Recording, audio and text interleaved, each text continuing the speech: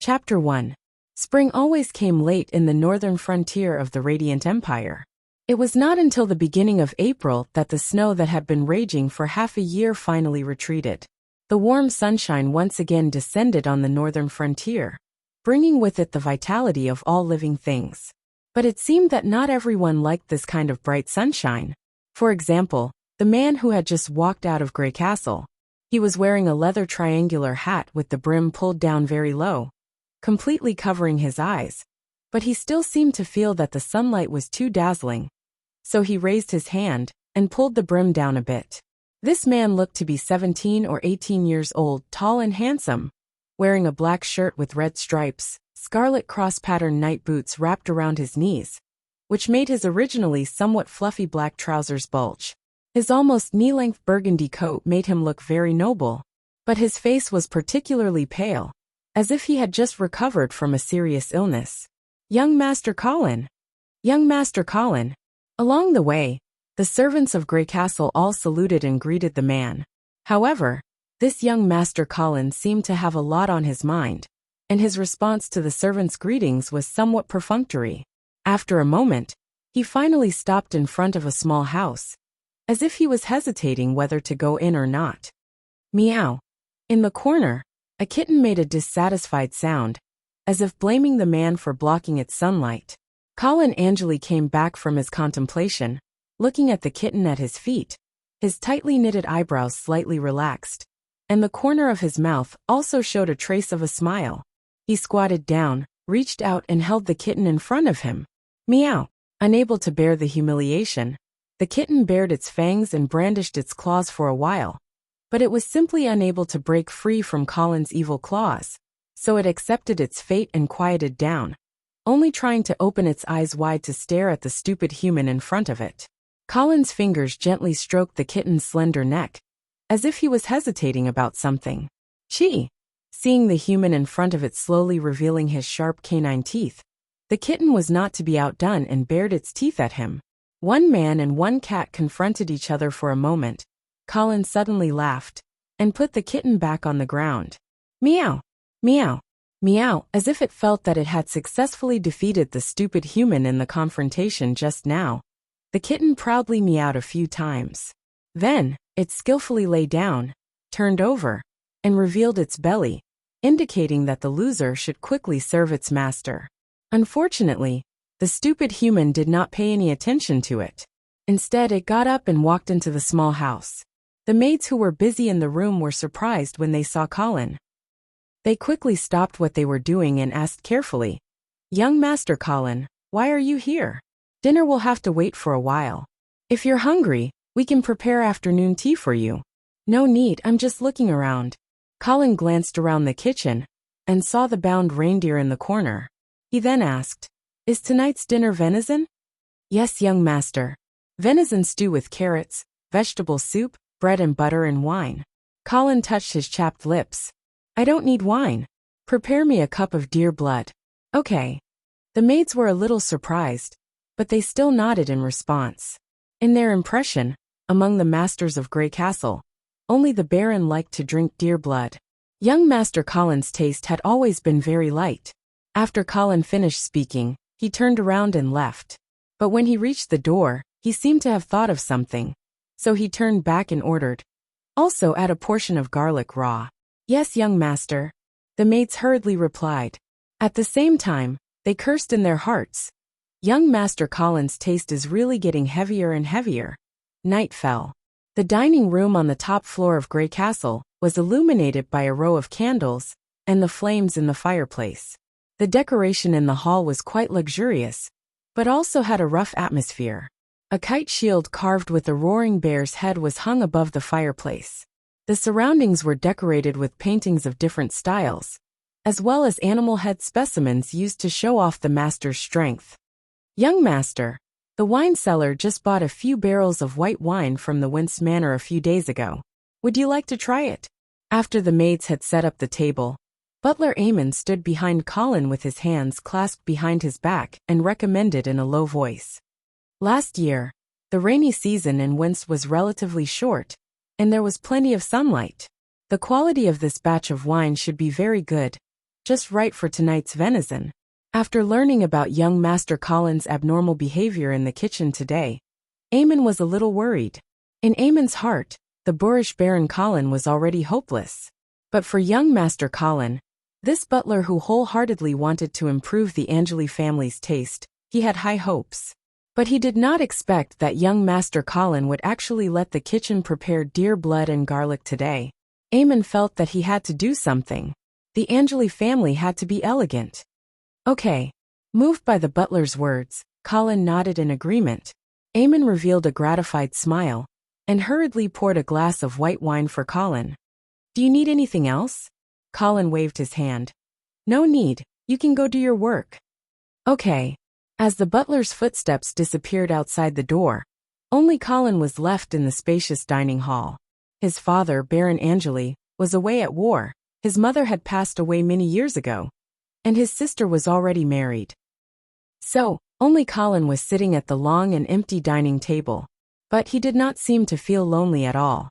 Quickly finishing the food in front of him, Colin drank the white wine while looking at the remaining deer blood and garlic in a daze. After finishing the glass of wine, he finally picked up the glass of deer blood, frowned slightly, and brought it to his mouth. There was no stench as expected, and he did not feel nauseous. Colin drank it all in one gulp. It was a little sweet. Colin licked the corner of his mouth, not knowing whether to be happy or sad. Did I really transmigrate to become a vampire? Colin muttered softly. Then, he put down the glass, took out a scroll of parchment, and spread it on the table.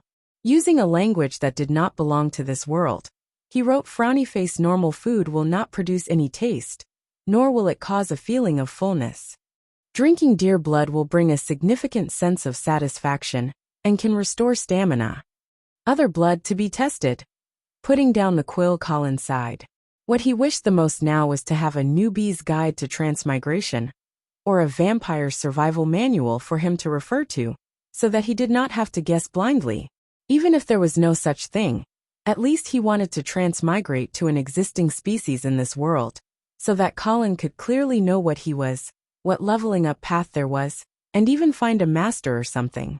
But unfortunately, in this alternate world that was similar to the Western Middle Ages, there were no records of vampires. This world had elves, orcs, trolls, nagas, and the extinct giant dragons that once ruled the world. But there were no vampires. Colin felt that he might have become the first vampire in this world. This made him a little worried. This was because in his original world, vampires were creatures that only existed in fantasy. How strong they were, what weaknesses they had, were all imagined. And the settings in different works were not exactly the same. So, in order to fully understand his new body and new role, Colin could only experiment on himself. So far, he found that he was very similar to the legendary vampires. Photophobia, bloodthirsty, undying. Yes, undying. Because when he transmigrated this morning, he found that there was a dagger in his chest. Chapter 2. In the dark and empty dining room, Colin carefully unbuttoned his shirt and used the candlelight to examine the wound on his chest. The wound had not healed and was not treated in any way, but there was no blood flowing out, because he could now control the blood in his body. Perhaps this was one of the vampire's innate abilities. Colin pressed on both sides of the wound and gently pulled on both sides. Hiss! A tearing pain made him suck in a breath of cold air. But Colin was somewhat happy. At least, it meant that his nervous system was still functioning well. This made Colin feel that he was not much different from a normal person. The wound was pulled open into a small hole. Through the hole, Colin could clearly see his heart. It was no longer beating. Well, this was a little different from a normal person. Colin was a little sad. With a sigh, Colin released his hands and let the wound slowly heal under the pull of his muscles. Since it would not bleed, there was no need to bandage it. He just needed to observe how long it would take to heal, if it could still heal. To be honest, when Colin woke up this morning and found the dagger in his chest, he panicked for a while. At that time, he felt that he was probably the biggest failure of a transmigrator in history, dying as soon as he arrived. But then he found out that he could not die. His heart was pierced, but he still could not die. As for who was the one who stabbed him in the heart, Colin had no clue at the moment. In this transmigration, Colin succeeded in inheriting the memories of his predecessor. From these memories, he did not find out who wanted to kill him. However, Colin already had some ideas on how to lure out the killer hidden in the dark. But there was no hurry. Now, he was more interested in the new body that he had inherited, which was suspected to be that of a vampire. After buttoning his shirt, Colin turned his gaze to the last food on the long table: garlic. It was said that vampires were afraid of garlic. In the previous world, Colin did not know much about the vampires that filled novels and movies. Moreover, he did not know what settings the vampires in this world followed. He had no choice but to experiment slowly. Colin cut off a piece of garlic the size of an ant and carefully put it into his mouth. Ugh! Colin simply vomited all over the floor. It seems that the vampires of this world are also afraid of garlic. Young Master Colin, are you all right? The maid guarding outside the door heard the commotion and hurriedly came in to check. I'm fine. Blurg. Young Master, I'm afraid you're sick. I'll go look for Pastor Mig. No. Hearing the word priest, Colin was so shocked that he almost jumped up. He quickly stopped her. No need. I'm fine. Really? But your face is really pale today. And you even vomited. I said no need. Colin rubbed his stomach, suppressing the urge to vomit as he glared fiercely at the maid at the door. The maid seemed to be frightened by Colin's stern eyes. She didn't dare to insist anymore. She could only say, then please take care of yourself, and left in a hurry. Phew! Colin breathed a sigh of relief as he leaned back on the chair and panted. Vampires looking for a priest? That's crazy. Although the priests of this world may not be able to restrain vampires, Colin didn't dare to test it with his life. At least not now. Maybe in the future, when he is fully prepared, he will test the churches of this world. But not now. After a while, Colin finally calmed down. He picked up the quill and continued to write on the parchment, frowny face, disgusted with garlic. Eating it will cause vomiting. Carefully feeling the changes in his body, Colin added on the parchment, frowny face, but it's not fatal. Staring at the words on the parchment, Colin frowned again. That's not right. Colin looked at the clove of garlic in front of him and suddenly realized that he had only eaten a very small piece. Measurement problem. Eating a small amount may not be fatal, but if he ate too much. Colin looked at the whole garlic in front of him, and his face turned green. He didn't want to try it again. Forget it. I'll just stay away from garlic in the future. After hesitating for a while, Colin decided to stop this dangerous experiment. Rolling up the parchment, Colin got up and left the dining hall. The maid standing guard outside the hall saw Colin and quickly bowed. Tidy up. Colin glanced at the maid who didn't dare to look at him. Don't tell anyone about this. Yes, young master. Walking through the dimly lit hallway, Colin returned to his bedroom. It was still early, so Colin sat down in front of the desk. On the desk, there was an open book, Chronicles of the Radiant Empire. Colin had read this book when he was young, but his memory was not clear. Now that he transmigrated, in order to better understand this world and find clues about the existence of vampires, Colin decided to do some research. But it was all in vain. There was no record of vampires in the book. Fortunately, Colin wasn't left empty-handed. He had reviewed the history of this human empire. More than 1,500 years ago, the legendary paladin serving the god of light, Garner Lorenzo, completed the unification of the human race and established the Radiant Empire, becoming the first emperor. In order to resist the enemies of the empire, Garner conferred the title of Duke to the 6 paladins under his command and ordered them to guard the 4 directions and constantly expand the territory. Thousands of years had passed, and only 4 of the original 6 dukes were left. The northern region where Colin was at was currently the territory of one of the 4 dukes, Duke Hilda. The northern frontier was originally the territory of the trolls, but they had been driven away by the Hilda family to the Sky Ice Field, which was further north. The trolls who were unwilling to lose wanted to regain this rich land, so they launched an expedition to the south almost every year. This year was no exception, and Colin's father, Baron Angeli, was currently at the front line of this war. As the night deepened, the candlesticks on the desk were extinguished, and the bedroom was quiet. Only the sound of Colin's steady and light breathing could be heard, as well as the hooting of an owl from far away in the kingdom of Grey Castle. When the dark clouds covered the moonlight, a black shadow suddenly appeared at Colin's bedside. He looked at Colin, who was sleeping soundly, and a trace of doubt flashed across his face. Because he clearly remembered that last night, he had clearly stabbed a dagger into Colin's chest. Why is he not dead? The black shadow was very confused, but he did not hesitate. He quietly pulled out the dagger and slowly placed it on top of Colin's chest. At this time, he suddenly remembered that someone once told him, although most people's hearts leaned to the left, there were a few people who leaned to the right. Thus this time, he quietly moved the dagger in his hand to the right a certain distance. Chi! The dagger fiercely pierced into Colin's chest. The immense pain woke Colin from his dream. He was about to open his mouth and scream, but a pair of big hands tightly covered his mouth. Woo! Woo! Woo! Colin opened his eyes wide in fear, staring at the assassin in front of him. He recognized him. After a while, Colin's struggle gradually subsided. But the black shadow did not let down his guard. He waited for a full 10 minutes before removing the hand covering Colin's mouth. Then he pulled out the dagger from Colin's chest and stabbed him in the throat. This time, you're going to die. Chapter 3. In this dangerous world, although humans occupied the most fertile land in the center of the continent, they also had to bear the covetous gazes of the surrounding foreign races. Therefore, when the Empire of Light was founded, they established a Lord's Law, clarifying the rights and obligations of the Lord. According to this law, a noble who lost his territory would be stripped of his title. Knight Carter was a victim of this law. His family's title was stripped precisely because his territory was invaded by the trolls.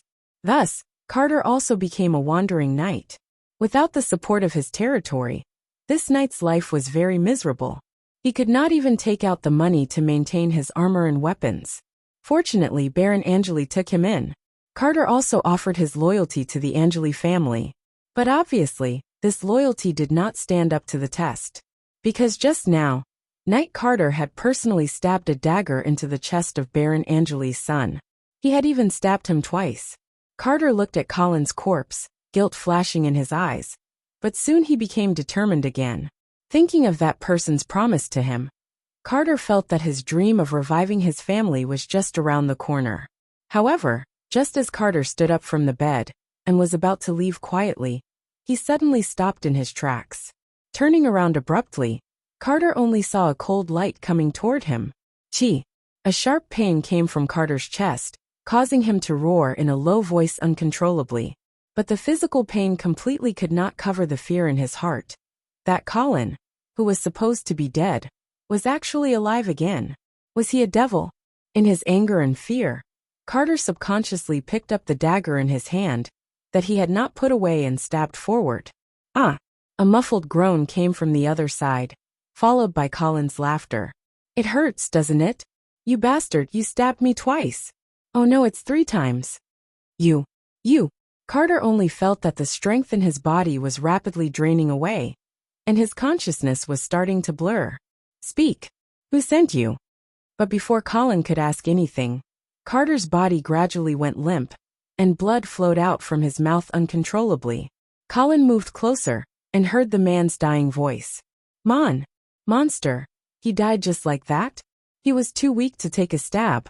Colin looked at Carter, who had completely lost all signs of life, and suddenly felt a little regretful. He should have avoided the opponent's vitals. Now their only clue had been cut off. Looking at the bloody corpse in front of him, Colin panted slightly, but he did not panic. First of all, he was just defending himself, so he didn't have any psychological burden. Secondly, this was not the first time he had killed someone. Of course, the he here referred to the previous owner of the body that Colin was currently occupying. In his previous life, Colin was a law-abiding citizen. Not to mention killing people, he had never been in a fight. However, the owner of this body had been on the battlefield. In his memory, there were many scenes that were 100 times more bloody and horrifying than what was in front of him. Therefore, after the memories were fused, this was just a small scene for Colin. Poof! The candle on the desk was lit. Colin spread out the parchment again and wrote frowny face attacks on the heart and throat are no longer fatal. Thinking of the legend that vampires seem to be afraid of silver weapons, he added frowny face normal weapons only, silver weapons to be tested. At this point, Colin was a little worried. How was he going to test it? He could not possibly stab himself with a silver weapon, right? What if he really died from the stab? However, Colin immediately realized, who in their right mind would use a metal like silver to make weapons? Therefore, unless he deliberately exposed this weakness of his, no one would specially make a silver weapon to deal with him. Therefore, he did not dwell on this point. Putting down the quill, Colin picked up the wine glass on the table and went back to Knight Carter's corpse. Poof! The dagger in the corpse's chest was pulled out, and fresh blood flowed out. Colin's expression was calm as he placed the wine glass under the wound. The flickering candlelight shone on Colin's pale face.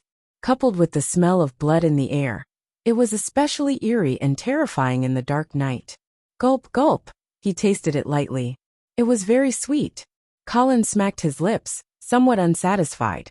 Then, he closed his eyes and carefully felt the changes in his body. It seemed to be no different from the reaction after drinking deer blood. Apart from the slight signs of heat in his body, Colin thought that this was the aftereffect of the intense fight just now, so he did not pay much attention to it. I'll drink animal blood in the future. Colin still had some psychological barriers to drinking human blood.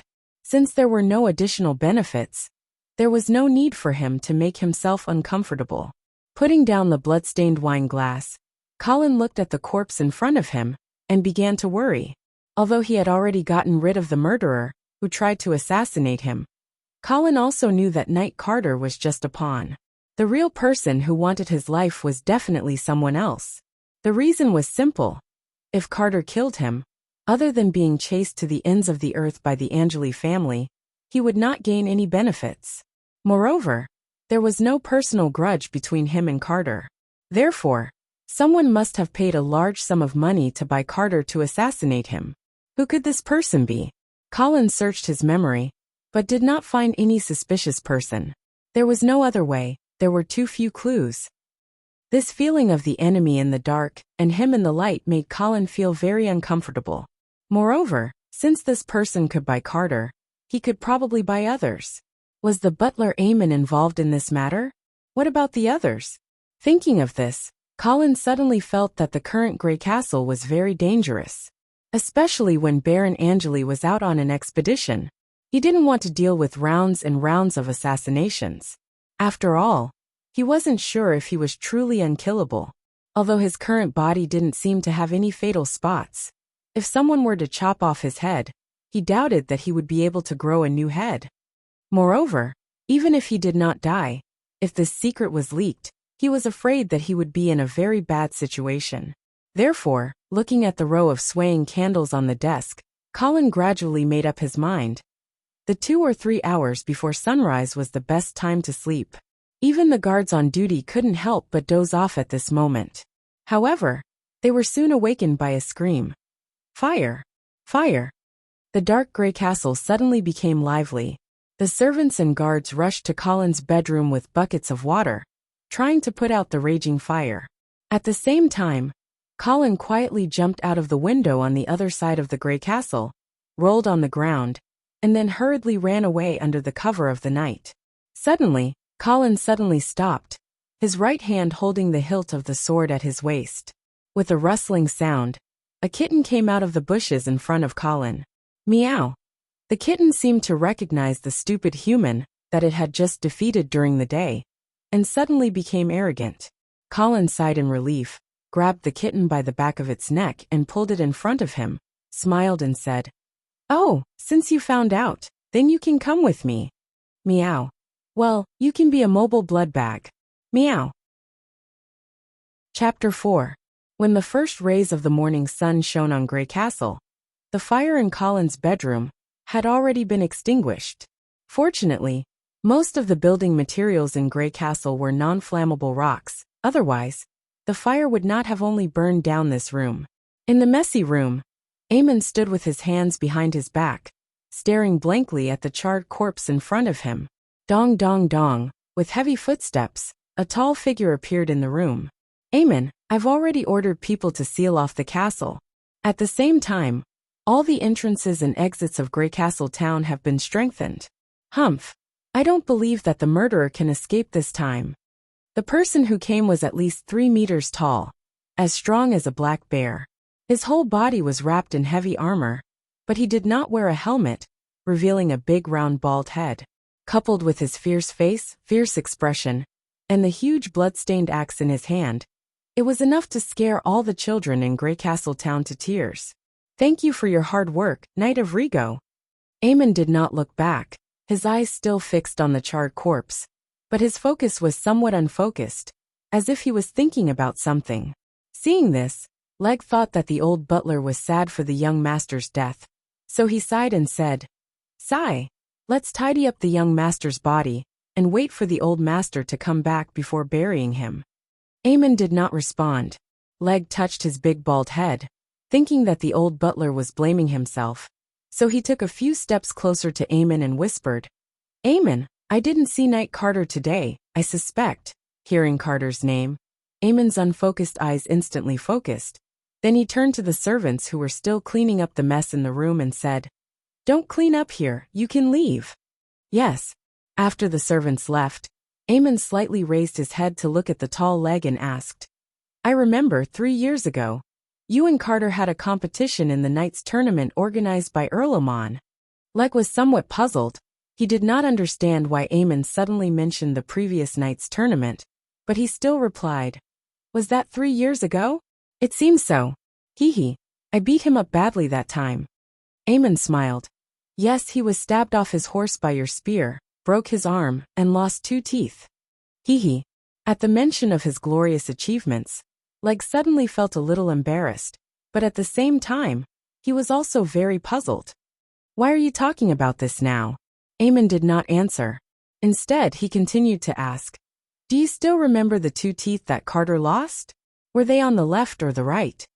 "How would I know?" Leg was a little anxious. Eamon's reaction made him very confused and dissatisfied. Eamon didn't care about Leg's attitude. Instead, he revealed a mysterious smile and pointed at the charred corpse on the ground. "If you can't remember clearly, you can go take a look for yourself now." Leg frowned and stared at Eamon with his bell-sized eyes for a long time. Seeing that Eamon didn't seem to be joking, he finally squatted down and reached out to pry open the corpse's mouth. Crack! The corner of Eamon's mouth twitched as he watched the clumsy Leg pull off the corpse's chin. Leg was also shocked, and then he hurriedly tried to put his jaw back in place. "All right, stop messing around. Take a closer look at his teeth." Eamon was speechless at the clumsy Leg. "Oh, okay. Hey, there are indeed 2 gaps in his lower left gums." Leg turned his head back with shining eyes and asked anxiously, "Did Carter lose his left tooth back then?" Obviously, this boorish man also realized that there was something wrong with this corpse. Unfortunately, Eamon shook his head. "I also don't know which 2 teeth Carter lost back then." Leg frowned. Just as he was about to speak, he heard Eamon say slowly, "However, I know that young Master Colin has never lost his teeth." "That's right." Leg stood up abruptly and shouted excitedly. But then, he seemed to realize that his voice was too loud and hurriedly lowered it. "So this corpse isn't young Master Colin at all, but that bastard Carter?" "No." Eamon smiled and shook his head. "Young Master has already been killed by Carter. You have to bring people to capture this evil traitor now." "What?" Leg's eyes widened again. "Are you stupid?" Eamon sighed and explained patiently. "Think about it. Why did young Master set this fire? And why did he leave without saying goodbye?" Leg touched his big round, bald head and seemed to understand. "You're saying that young Master deliberately burned this corpse to make others think that he's already dead?" "Yes." "Why did young Master do this? Maybe he wanted to see who was behind Carter? What was his goal? Or maybe he wanted to hide himself. Anyway, since young Master has his own plans, then what we can do is to cooperate with him and continue with this plan." "All right, I understand." Leg walked out with his head lowered. "I'll give the order to capture that bastard Carter now." Eamon watched Leg's tall figure disappear outside the door and silently added in his heart, Or maybe young master doesn't dare to trust us anymore. Why wouldn't I trust you? Colin smiled and said to the old mercenary in front of him. What I mean is, I'll pay you half of the commission first, and the other half will be given to you after you introduce me to a caravan going to Fallen Eagle City. Then what if after I introduce you to a caravan, you refuse to pay the rest? The old mercenary was obviously not satisfied with this method of paying a deposit first, and then the final payment. Do you think I'm someone who lacks money? Colin took out a gold coin and tossed it up and down in his hand. The old mercenary's eyes instantly widened, and his gaze followed the gold coin up and down. It couldn't be helped. For people at the bottom of society like him, copper coins were the most commonly used currency. Silver coins were rare, and as for gold coins, they were something that only nobles and big merchants would have. Then I want 30 copper coins. The old mercenary realized that the person in front of him was a fat sheep, and immediately began to raise the price. 20. Any more and I'll find someone else. Deal. The old mercenary happily caught the 10 copper coins that Colin threw at him, and began to lead the way. A moment later, the two of them arrived at the western part of Grey Castle town, and walked into an old tavern. Bearded Tavern. After entering, Colin discovered that the name of the tavern was indeed true to its name. At a glance, the people drinking inside were all bearded men. The old mercenary was obviously very familiar with this place. He greeted the crowd while leading Colin inside. The two of them arrived at a long table in the corner of the tavern. The old mercenary bent over and whispered into the ear of a bearded man, sitting at the head of the table. The bearded man followed the direction of the old mercenary's finger and sized up Colin. He then waved his hand, indicating for Colin to come over. This is the leader of the Firefox mercenaries, Sir Saru. Sir Saru is a second-rank warrior, and he's also heading to Fallen Eagle City. You'll definitely be safe if you follow their team. The old mercenary first introduced the bearded man to Colin. He then turned to the bearded man, his attitude clearly much more attentive. Sir Saru, this is my nephew. Don't look at him because he doesn't look strong. His martial arts are quite good. He's your nephew? Saru sneered, interrupting the old mercenary's words. Yes. The old mercenary was slightly stunned, a trace of panic flashing through his eyes. He then hurriedly explained, Don't look at how he doesn't look like me. The main thing is that this kid looks like my brother-in-law. Moreover, I've been running around outside for so many years that my old face has long since changed. You should know that when I was young, I was also handsome and confident, with an extraordinary temperament. Saru sneered, interrupting the old mercenary again. Your nephew is a knight. Hearing the word knight, the old mercenary felt as if someone had suddenly grabbed him by the neck. His bragging words were immediately stuck in his throat. Colin's pupils instantly contracted. Chapter 5. The atmosphere in the Big Beard pub was still noisy and lively. However, the atmosphere in the corner where Saru and the others were at suddenly stagnated. Knight. The old mercenary opened his mouth wide and looked at Colin in shock. He knew that Colin's identity was not simple, but he did not expect him to be a knight. One should know that the knights in this world were fundamentally different from the warriors on the streets. Any well-developed commoner who could afford to eat meat, as long as they had a few silver coins, could learn how to activate battle energy in the warrior union and become a warrior apprentice. But knights were different. To become a knight apprentice, one must first have a certain level of talent, and more importantly, one must accept the baptism ceremony conducted by the priests of the Church of Light. The baptism ceremony in this world was completely different from the one on earth, that was only symbolic. The baptism ceremony in this world was performed by the priests of the Church of Light to communicate with the God of Light and engrave a sacred brand on the baptized person. This process was very taxing on the priests, so each priest could only conduct a limited number of baptisms in their lifetime. Therefore, these baptisms were very precious and were basically monopolized by the nobles. It was almost impossible for commoners to come in contact with them. It was easy to imagine the scarcity of knights. For example, Baron Angeli only had 3 loyal knights under his command. Including himself and his son Colin, There were only 5 knights in the Baron's territory. Among them, Colin had not even entered the ranks, and was only a knight apprentice. The professions in this world could be divided into 9 ranks, with rank 1 being the weakest and rank 9 being the strongest. Of course, there was still the apprentice rank below rank 1, which was set up for the rookies who had not officially entered the ranks. Knights and warriors of the same rank did not have a huge difference in battle strength. Knights did have a slight advantage, but in a direct confrontation, they might not be able to win against warriors. After all, they had to consider martial arts, willpower, weapons, equipment, and other factors. The real reason why the nobles flocked to the knight profession was because of its potential. The peak of the warrior profession was rank 6. That's right, looking at the whole continent, there had never been a rank 7 warrior, whether it was humans, trolls, beasts, elves. There had never been one.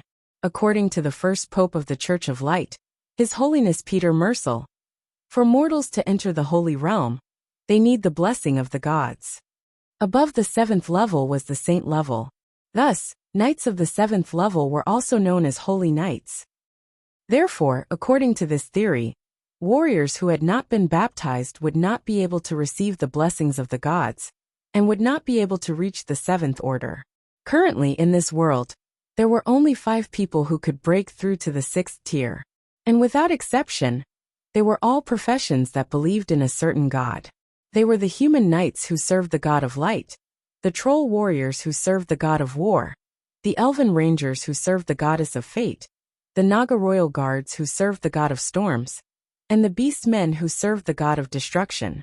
Even those spellcasters who claimed that they did not believe in gods, and only believed in the truth of arcane spells, were unable to break through to the 6th level. However, they could release forbidden spells of the 7th step, or even above. However, casting such a forbidden spell required the caster to pay a terrible price, so it couldn't be considered a conventional attack. Of course, it was not easy for knights to enter the sage realm. Once a clan gave birth to a holy knight, the entire clan would become extremely prominent.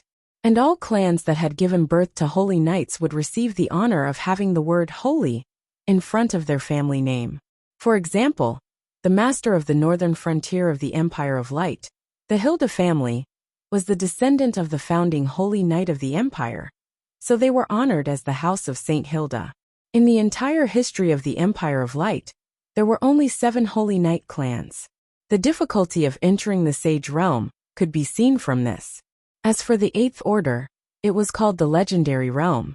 The founding emperor of the Empire of Light, Garner Lorenzo, was a holy knight in the Legendary Realm, and the only one recorded in history.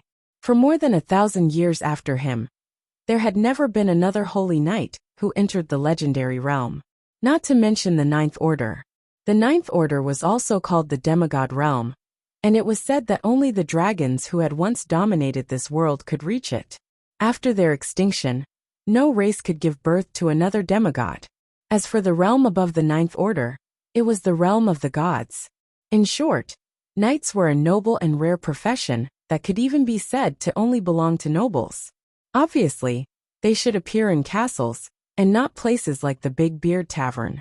Generally, knights would not choose to follow mercenary groups to another city. After all, they had their own squires, servants, and even an army. Therefore, Colin's appearance was particularly strange. Just as the atmosphere in the corner became more and more solemn, a small furry head suddenly popped out of Colin's shirt. Meow. As if it was very dissatisfied that its good sleep was disturbed, the kitten roared at Big Beard. Colin smiled slightly, stuffed the guy who woke up grumpily back into his clothes, and then asked Big Beard, "How did you know that I was a knight?" In fact, Colin felt that he had been careful enough. He did not equip any armor, and his sword was just a standard one-handed sword. His clothes were also the casual clothes of a guard, who was about the same size as him. Moreover, according to the memory of his predecessor, although warriors and knights did have different battle performances, there should be no difference if they did not fight.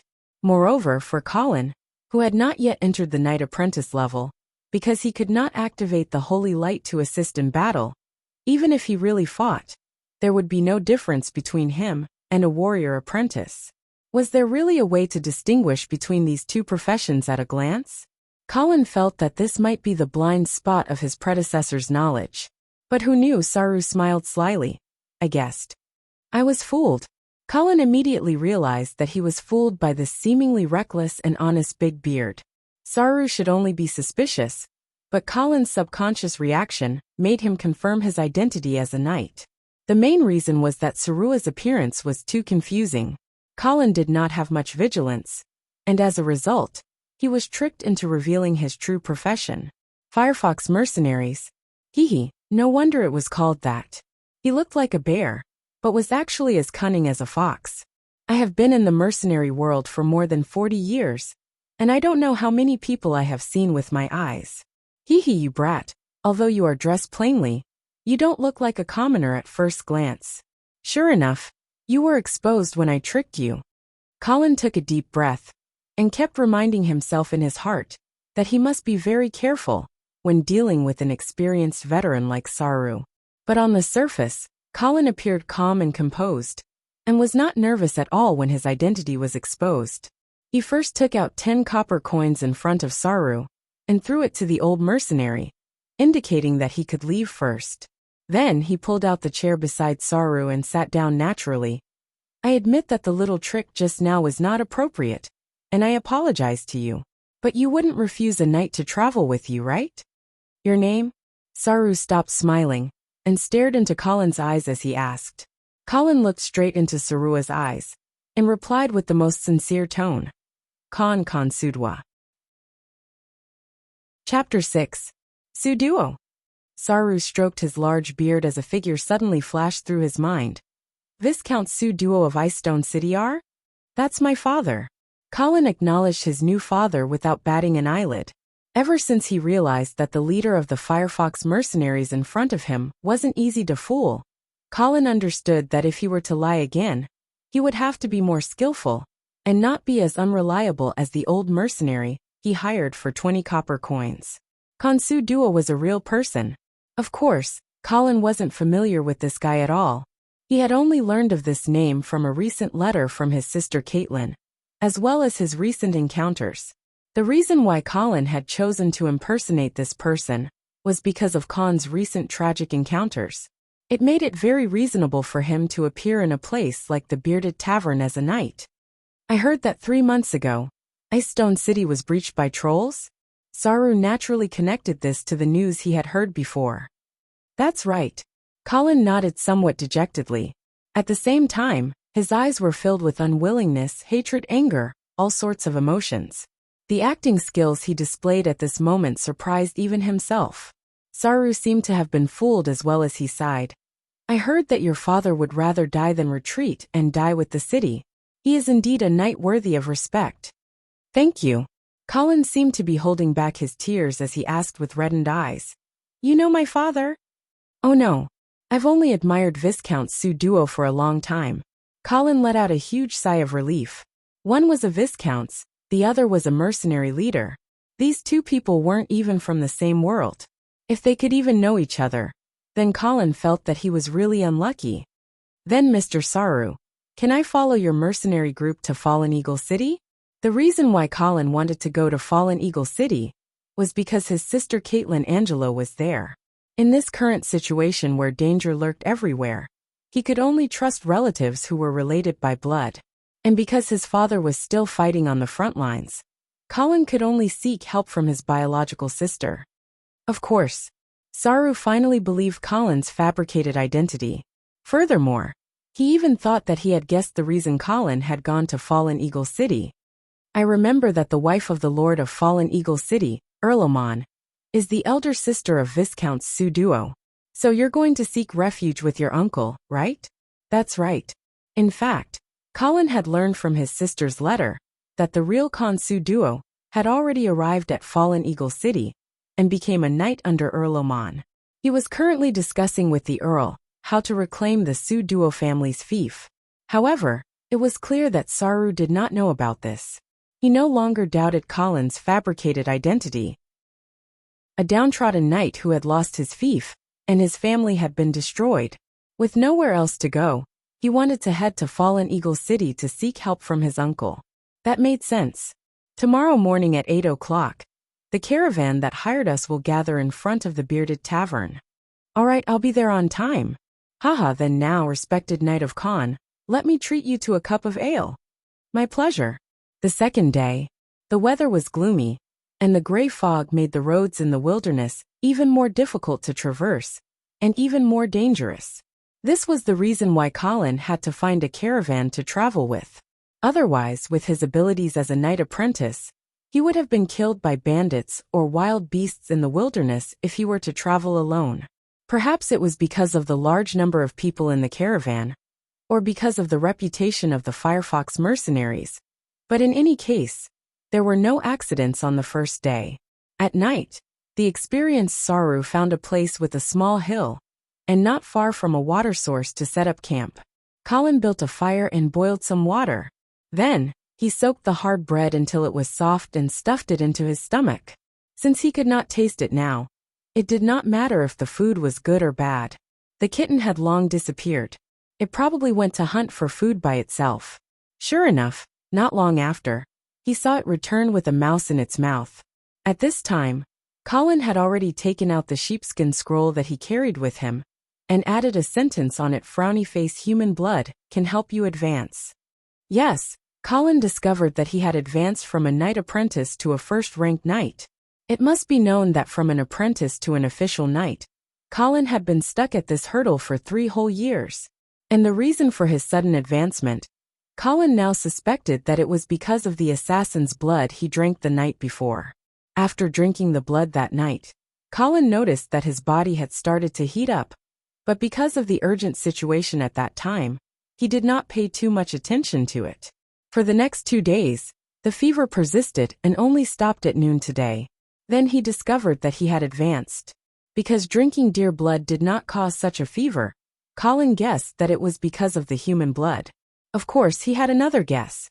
Assassin Carter, who was killed by Colin, was a first-ranked knight. Therefore, perhaps only the blood of a professional could help him advance. In short, this guess needed to be further verified. Is this the Elven language? Colin turned his head and saw a fat middle-aged man standing behind him, staring at the words on the sheepskin scroll and guessing. Yes. Colin put away the sheepskin scroll and said casually. He recognized that the fat man was the owner of the merchant group Oliver. I did not expect the Knight of Khan to be so knowledgeable, even proficient in the Elven language. Oliver immediately flattered, and then sat down beside Colin. I know a little. Colin frowned slightly. He did not have a good impression of merchants like Oliver. From his point of view, these merchants who pursued profits were too purposeful. Now that they took the initiative to curry favor with him, they must have some ulterior motive. Is this your pet? Oliver looked at the kitten that was fighting with the dead mouse, and tried to find something to talk about. Yes. You are really interesting. Oliver smiled like a chrysanthemum. Does it have a name? Colin was stunned, as if he did not think that there was a need to name this mobile blood bag. But then he said on the spot, it's called Whitey. Whitey. Oliver looked at the pure blue short-haired cat beside the fire, and the smile on his face froze. Then, he immediately returned to normal. What a good name, Mr. Oliver. Colin also smiled. You are really hypocritical. Thank you very much for your compliment. Oliver did not mind at all. The thickness of his skin was amazing. The two of them then chatted casually. After they became more familiar with each other, Oliver suddenly lowered his voice and said, That's right. Knight of Khan, if you want to take back the Su Duo family's fief, I might be able to provide you with some help. Colin, who was originally sleepy, suddenly became alert. He turned his head and looked at the fat merchant beside him with a faint smile. Do you know what you are saying? Chapter 7. According to the Radiant Empire's Lord's Law, nobles who lost their land would be stripped of their title. However, there was a way to regain their original title. That was to rely on their own strength to reclaim their land. Otherwise, even if the land was reclaimed, it would be rewarded to the new nobles who contributed to the reclamation, and not to the old lord. This kind of survival of the fittest rule also ensured the metabolism of the empire's noble system. preventing the emergence of nobles who only relied on their ancestors' protection to eat and wait for death. The real Khan Su duo chose to go to Fallen Eagle City to look for Count Oman after his family was destroyed, and not to look for the Su duo family's lord, the Duke of St. Hilda, because he had considered this point. If he went to the Duke of St. Hilda, even if the Duke sent troops to reclaim Ice Stone, he would not return it to the Su duo family. But it was different if he went to his uncle Count Oman. Although Count Oman would not help Khan without asking for anything in return, he would definitely take into consideration his relationship with the Su duo family and take care of him. At the very least, Ice Stone would return to the Su duo family. And now, the real Khan still did not know how his discussion with his uncle went, but Colin's fake Knight of Khan already had a sponsor. Mr. Oliver, thank you very much for your kind intentions. However, building an army capable of attacking cities and recruiting a mercenary group to escort merchant caravans are not the same. The cost of the two are completely different. Of course I understand, Oliver chuckled, a strange light flashing in his eyes. My father was once a quartermaster, but because of some mistakes he made, he was removed from his position. However, I have some understanding of the cost of building a real army. Oh, Colin finally looked at the fat merchant beside him. If it was said that Oliver was a crazy speculator, who did not know the immensity of heaven and earth in Colin's heart before, then now, he had turned into an extremely daring crazy speculator. Although he knew that he was an imposter, Colin was still interested, wanting to probe the background of this ordinary-looking merchant. Then how many gold coins can Mr. Oliver sponsor?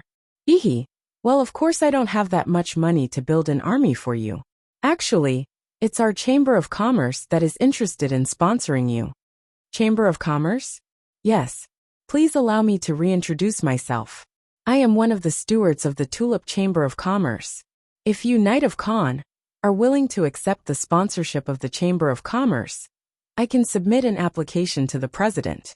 After that, the Chamber of Commerce will consider your strength and the cost of reclaiming Ice Stone City to determine the scale of the sponsorship. Of course, there is also the return after the matter is completed. Tulip Chamber of Commerce? Colin suddenly felt that the name of the Chamber of Commerce sounded familiar. After searching his memory for a while, he asked, "The Ice Lake town from 2 years ago?" "That's right." Oliver straightened his chest and nodded proudly. 2 years ago, Baron Billy received the sponsorship of the Tulip Chamber of Commerce to reorganize his army and recapture Ice Lake Town. The status of merchants in this world was not high. After all, no amount of money could buy a noble title. However, it was clear that there were already some astute and bold merchants who were trying to use the gold coins in their hands to expand their influence. The Tulip Chamber of Commerce seemed to be one of the best. Then, what kind of return did Baron Billy give your Chamber of Commerce? My apologies, Knight of Khan. This is a trade secret. Please forgive me for not being able to reveal it to you. All right. Colin rubbed his chin and changed the way he asked. Then, what do you want from me? Hehe. As for the specific conditions, we can discuss them in detail when you see our president. Oliver replied without missing a single detail. I need to think about it. Of course, once you have thought about it, you can come find me at any time. Oliver narrowed his small eyes and added with a smile. However, I can assure you that whether it is the Duke of St. Hilda or Count Oman, they will not be able to provide you with more favorable conditions than the Tulip Chamber of Commerce.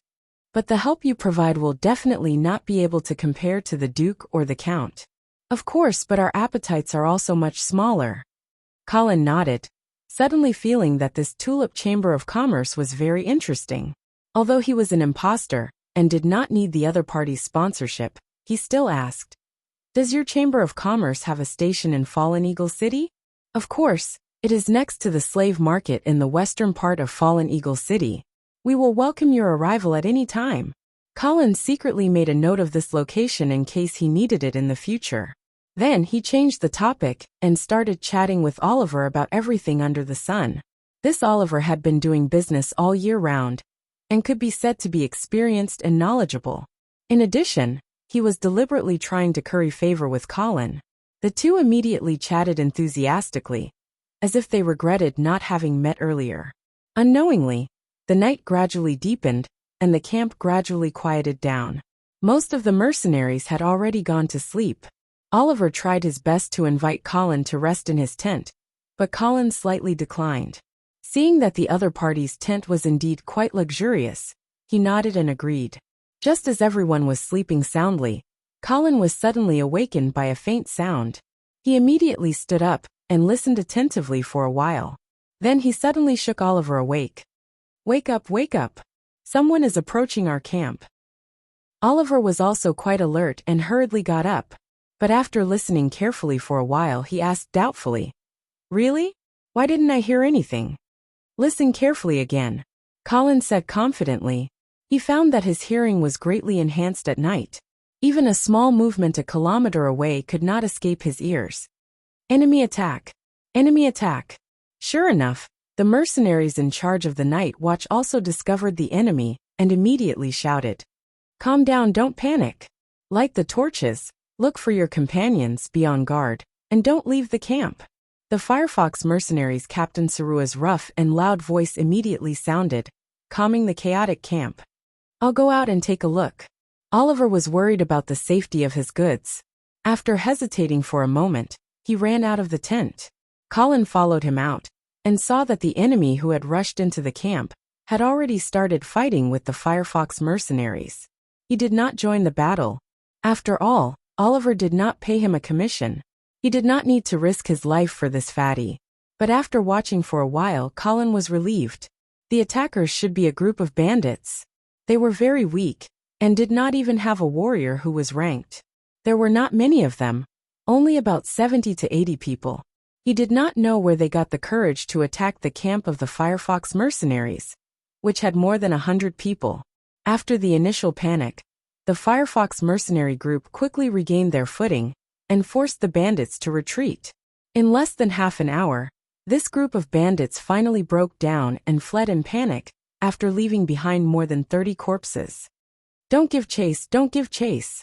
Saru calmly shouted loudly, stopping those hot-headed fellows from chasing into the deep forest. After the bandits ran out of sight, Saru began to arrange for people to clean up the battlefield. Oliver also hurried to check on his goods and count the losses. Colin quietly walked to a remote and dark corner, squatting in front of a bandit's corpse, and taking out a dagger and a water bottle. TCH. Gulp gulp. Chapter 8. The morning sun dispelled the darkness in the forest, and took away the worries that lingered in everyone's hearts. After the battle last night, everyone was busy cleaning up the battlefield, and at the same time, guarding against the enemy's return, so most of them did not continue to sleep. Now that the sun was out, everyone could finally breathe a sigh of relief. Some who were really tired and sleepy began to catch up on sleep. Some of the mercenaries began to prepare breakfast, while Captain Saru was still arguing with Merchant Oliver about the compensation for the casualties. In fact, both sides had already agreed on the standard of compensation before they set off. The reason why they were arguing now was entirely because of an unlucky person who was mistakenly killed by his own people. Oliver insisted that this person was the responsibility of the Firefox mercenaries and should not be paid for by him. So he quarreled with Saru. Colin did not care about the matter at this time. He was squatting by a fire, leisurely drinking water from a kettle. The rising sun was a little dazzling, so Colin lowered the brim of his hat a little, almost completely covering half of his face. Then, he took out the sheepskin scroll and crossed out the sentence he wrote yesterday. Human blood can help with advancement. This was because he found that the blood that he secretly got from the corpse of a bandit last night had no effect on increasing his strength. Just like deer blood, other than satisfying his appetite and replenishing his energy, it did not have the same effect as Night Carter's blood. Perhaps the blood of ordinary people had no effect. Only the blood of professionals could help with advancement. Moreover, it probably needed the blood of professionals who were of a higher level than him to have an effect. Thinking of this, Colin unconsciously glanced at the only rank 2 warrior here, Captain Saru. Then he shook his head. Let's not talk about whether he could beat Saru. Even if he could, he did not want to kill an innocent person in order to advance quickly. Colin felt that he still had a bottom line. While his thoughts were running wild, Colin found that the argument between Oliver and Saru had finally ended. The chubby merchant was walking towards Colin, looking a little unhappy. It seemed that he had not gained the upper hand in the dispute just now. As they approached, Oliver glanced at Saru's silhouette and complained to Colin, "What a troublesome fellow." Colin looked at the merchant who had proudly said that he would sponsor an army the day before. Now, he was haggling over every penny because of a mercenary's pension. He couldn't help but laugh. "Forget it. I'll just treat it as appeasing the people. After all, there's still a long way to go before we reach Fallen Eagle City. It's not a wise choice to fall out with the Firefox mercenaries now." "I know. If I hadn't considered this point, I wouldn't have given in to that old fellow Saru." Oliver obviously understood this point, but he was still unwilling to accept it and complained in a low voice. "Do you want to try the jerky I brought? It's much better than bread." Then, the fat merchant became generous again. Colin accepted Oliver's kindness with a smile and chatted with him casually. After everyone had finished their breakfast and rested for 2 hours, the merchant group packed up their tents and prepared to set off again. At this moment, Saru suddenly stopped everyone. He then laid down on the ground and pressed his right ear to the ground. Seeing this, Colin frowned slightly. His hearing in the day was far inferior to at night, so he couldn't hear any abnormal movements. On the other side, Saru suddenly jumped up from the ground and roared, "Horse! Hooves! Quick! Everyone be on alert!" Following Saru's shout, the entire campsite was in chaos. Oliver's face instantly turned pale. He knew the severity of the situation. This was different from the attack last night. The bandit group couldn't afford to raise horses. If the people coming now were enemies and not friends, it would be very troublesome. Ta-ta-ta. As time passed, Colin finally heard the sound of hurried hooves. The ground began to tremble slightly, which made the mercenaries even more flustered. Even Big Beard Sarua's roar couldn't calm them down.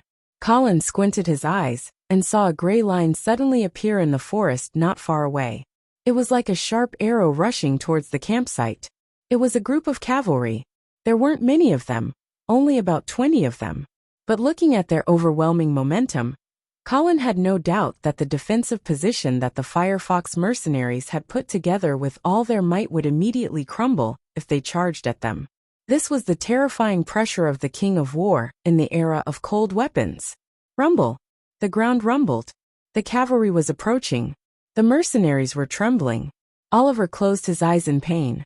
Saru carried a huge half-shield and stood at the forefront of the defensive line like a boulder.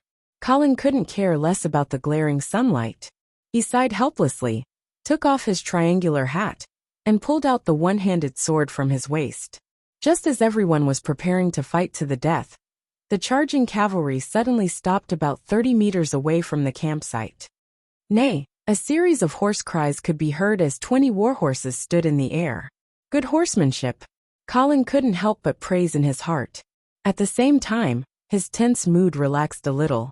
They shouldn't be enemies anymore. But, seeing how they didn't slow down at all and came to a sudden stop, it was obvious that they wanted to show off their strength to the Firefox mercenaries. So they might not have any good intentions. Oliver, the shrewd merchant, also noticed this point. He didn't take the initiative to step forward, but instead signaled for Saru to go forward and negotiate. Saru was helpless. After all, he had received a commission and was obligated to help Oliver solve any problems he encountered along the way. So, he could only put down his half-shield and sword and step forward empty-handed. At the same time he shouted, "Friends on the other side, I am the captain of the Firefox mercenaries, Saru. I am escorting some goods from the Tulip Chamber of Commerce to Fallen Eagle City.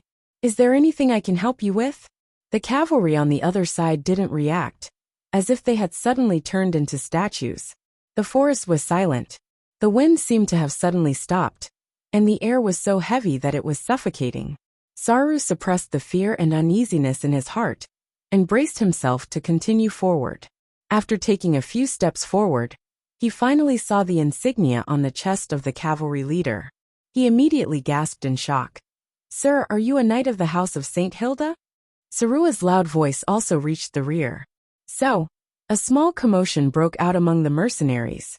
But at the same time, everyone couldn't help but lower their weapons to the ground. It was as if the name St. Hilda had a terrifying magic that made people not dare to be enemies. Yes, on the Empire's northern frontier, the name St. Hilda was a symbol of absolute authority. Even the Empire's royal family didn't have such terrifying appeal and influence here. Clang! The leader of the cavalry finally moved. He lifted the mask of his helmet, revealing a pair of cold eyes. He nodded at Saru, acknowledging his identity. Then, he took out a scroll of parchment from the pouch in front of his saddle and threw it at Sarua's feet. At the same time, he announced with an unquestionable tone, "Under the orders of the Duke of St. Hilda's son, Marquis Charles, you have been urgently recruited." Chapter 9. Marquis Charles. Marquis Charles is the eldest son of the Duke of St. Hilda, the first in line to the throne. Nonsense. Of course I know who Marquis Charles is. But why would his knight appear here?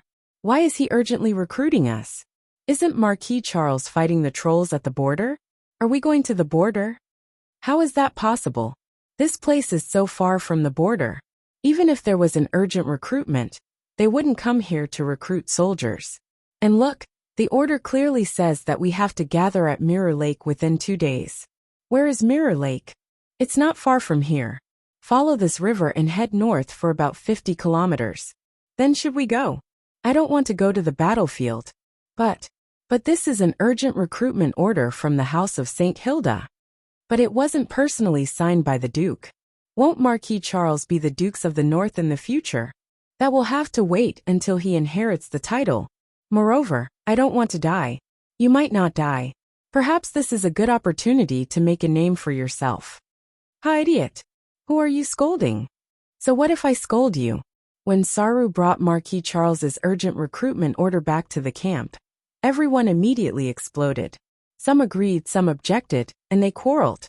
The reason for this situation was that this urgent recruitment order came from Marquis Charles, and not his father, the Duke of St. Hilda of the northern frontier. Marquis Charles St. Hilda's title was fake, and did not have any actual land. It was only a confirmation of his first in line to the throne, similar to the position of crown prince in ancient China. Although the crown prince's status was noble, he was not the emperor. Therefore, if it was the Duke of St. Hilda who issued the urgent recruitment order, anyone who received the order from the northern frontier would not dare to resist. However, if it was Marquis Charles who issued the urgent recruitment order, looking at the noisy Firefox mercenaries, one could see its effectiveness. "Enough! All of you shut up!" Saru roared in annoyance, stopping his men from quarreling. Then he turned to look at Oliver and asked, "Does Marquis Charles have the authority to issue an emergency draft?" I remember that Marquis Charles shouldn't have such authority. Oliver was a little uncertain. He turned to Colin for help. "Knight of Khan, am I right?" According to the law, Marquis Charles does not have such authority. Colin searched his memory. However, there is a similar precedent in the history of the northern frontier. Oliver's face, which had just turned for the better, turned gloomy again. He absolutely did not wish for the Firefox mercenaries to be urgently recruited at this time. Without the escort of the mercenaries, his caravan would be like lambs waiting to be slaughtered. It would be impossible for them to reach Fallen Eagle City safely. Then Captain Saru. Oliver's tone was a little bitter. "Are you prepared to accept this recruitment order?" Sarua's eyebrows were tightly knitted together. It was obvious that he was also very dissatisfied with this urgent recruitment order. After thinking for a while, he slowly shook his head and said, "No." As soon as he finished speaking, Oliver's face was immediately filled with joy. However, the mercenary leaders behind Saru immediately exploded. "Captain, you can't reject Marquis Charles's recruitment order like this."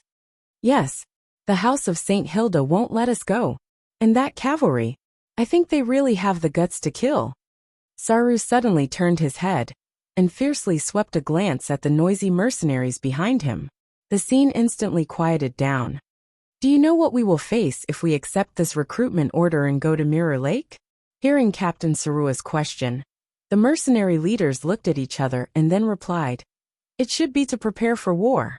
Although it's dangerous, it's still better than defying the orders of the House of St. Hilda." "War?" Saru sneered. "We are going to die." "What? Captain, why? Going to war doesn't necessarily mean that we are going to die. Moreover, if we win, we might be able to get some military merits." "You are dreaming." Saru mercilessly interrupted his subordinate's delusions. "Think about it carefully. Why would Marquis Charles's army appear at Mirror Lake?" The mercenaries looked at each other. Colin's eyes flickered. He seemed to understand what Saru meant. Oliver immediately shouted, "That's right. I also suspect that Marquis Charles retreated all the way to Mirror Lake." "What? How is this possible? How could Marquis Charles lose?" The mercenaries all expressed their disbelief. It was no wonder that they had such blind faith in Marquis Charles. This was because in recent decades, the trolls had been completely suppressed by the Army of the North. 5 years ago, even the troll court was forced to move north under the threat of the northern frontier. A large area in the southern part of the Firmament Ice Plains had almost become a hunting ground for the Army of the North.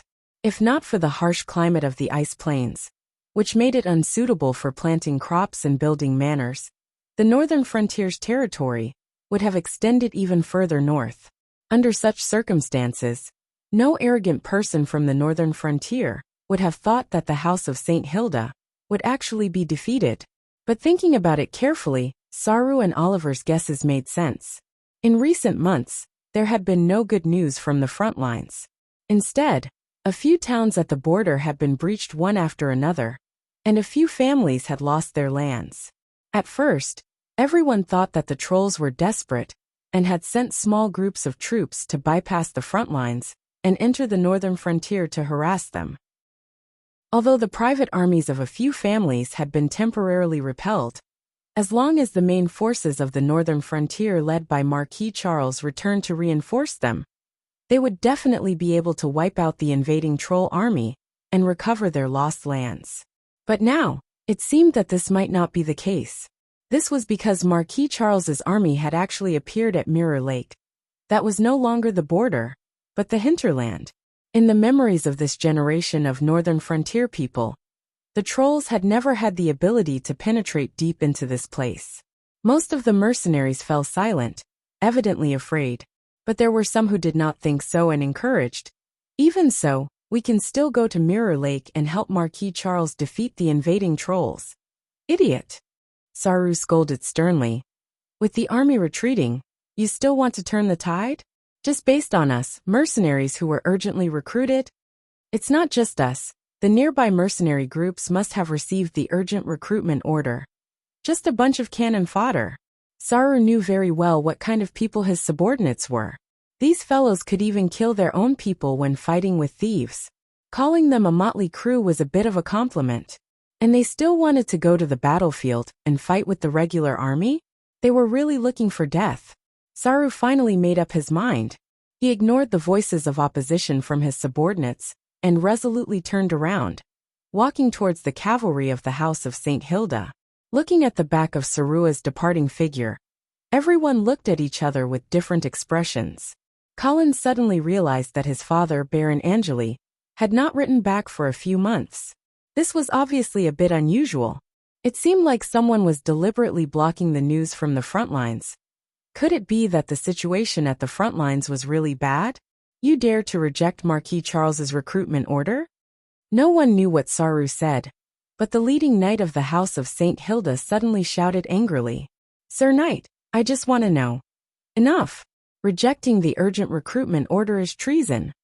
The knight rudely interrupted Sarua's explanation and said to the Firefox mercenaries gathered in front of him, "Whoever kills this traitor will immediately be promoted to centurion." Hua! The mercenaries were suddenly in an uproar. Some were filled with righteous indignation, some sneered disdainfully, but there were also some whose eyes flickered. "Sir Knight." Saru did not even turn his head, confidently showing his back to the people behind him, and continued, "I respect the House of St. Hilda and Marquis Charles, but we also have the right to know the situation of the place we are about to go to." Sarua's words stopped abruptly halfway through. because a long sword pierced through his chest. Ah, Saru spat out blood and tried hard to turn his head. After seeing the face of the young man behind him, his expression suddenly became extremely complicated. Bang! The corpse fell to the ground. Very good. The knight on horseback nodded in satisfaction and looked at the young man, who was holding the long sword dripping with blood. Tell me your name. Respected knight, my name is Sar. Sar?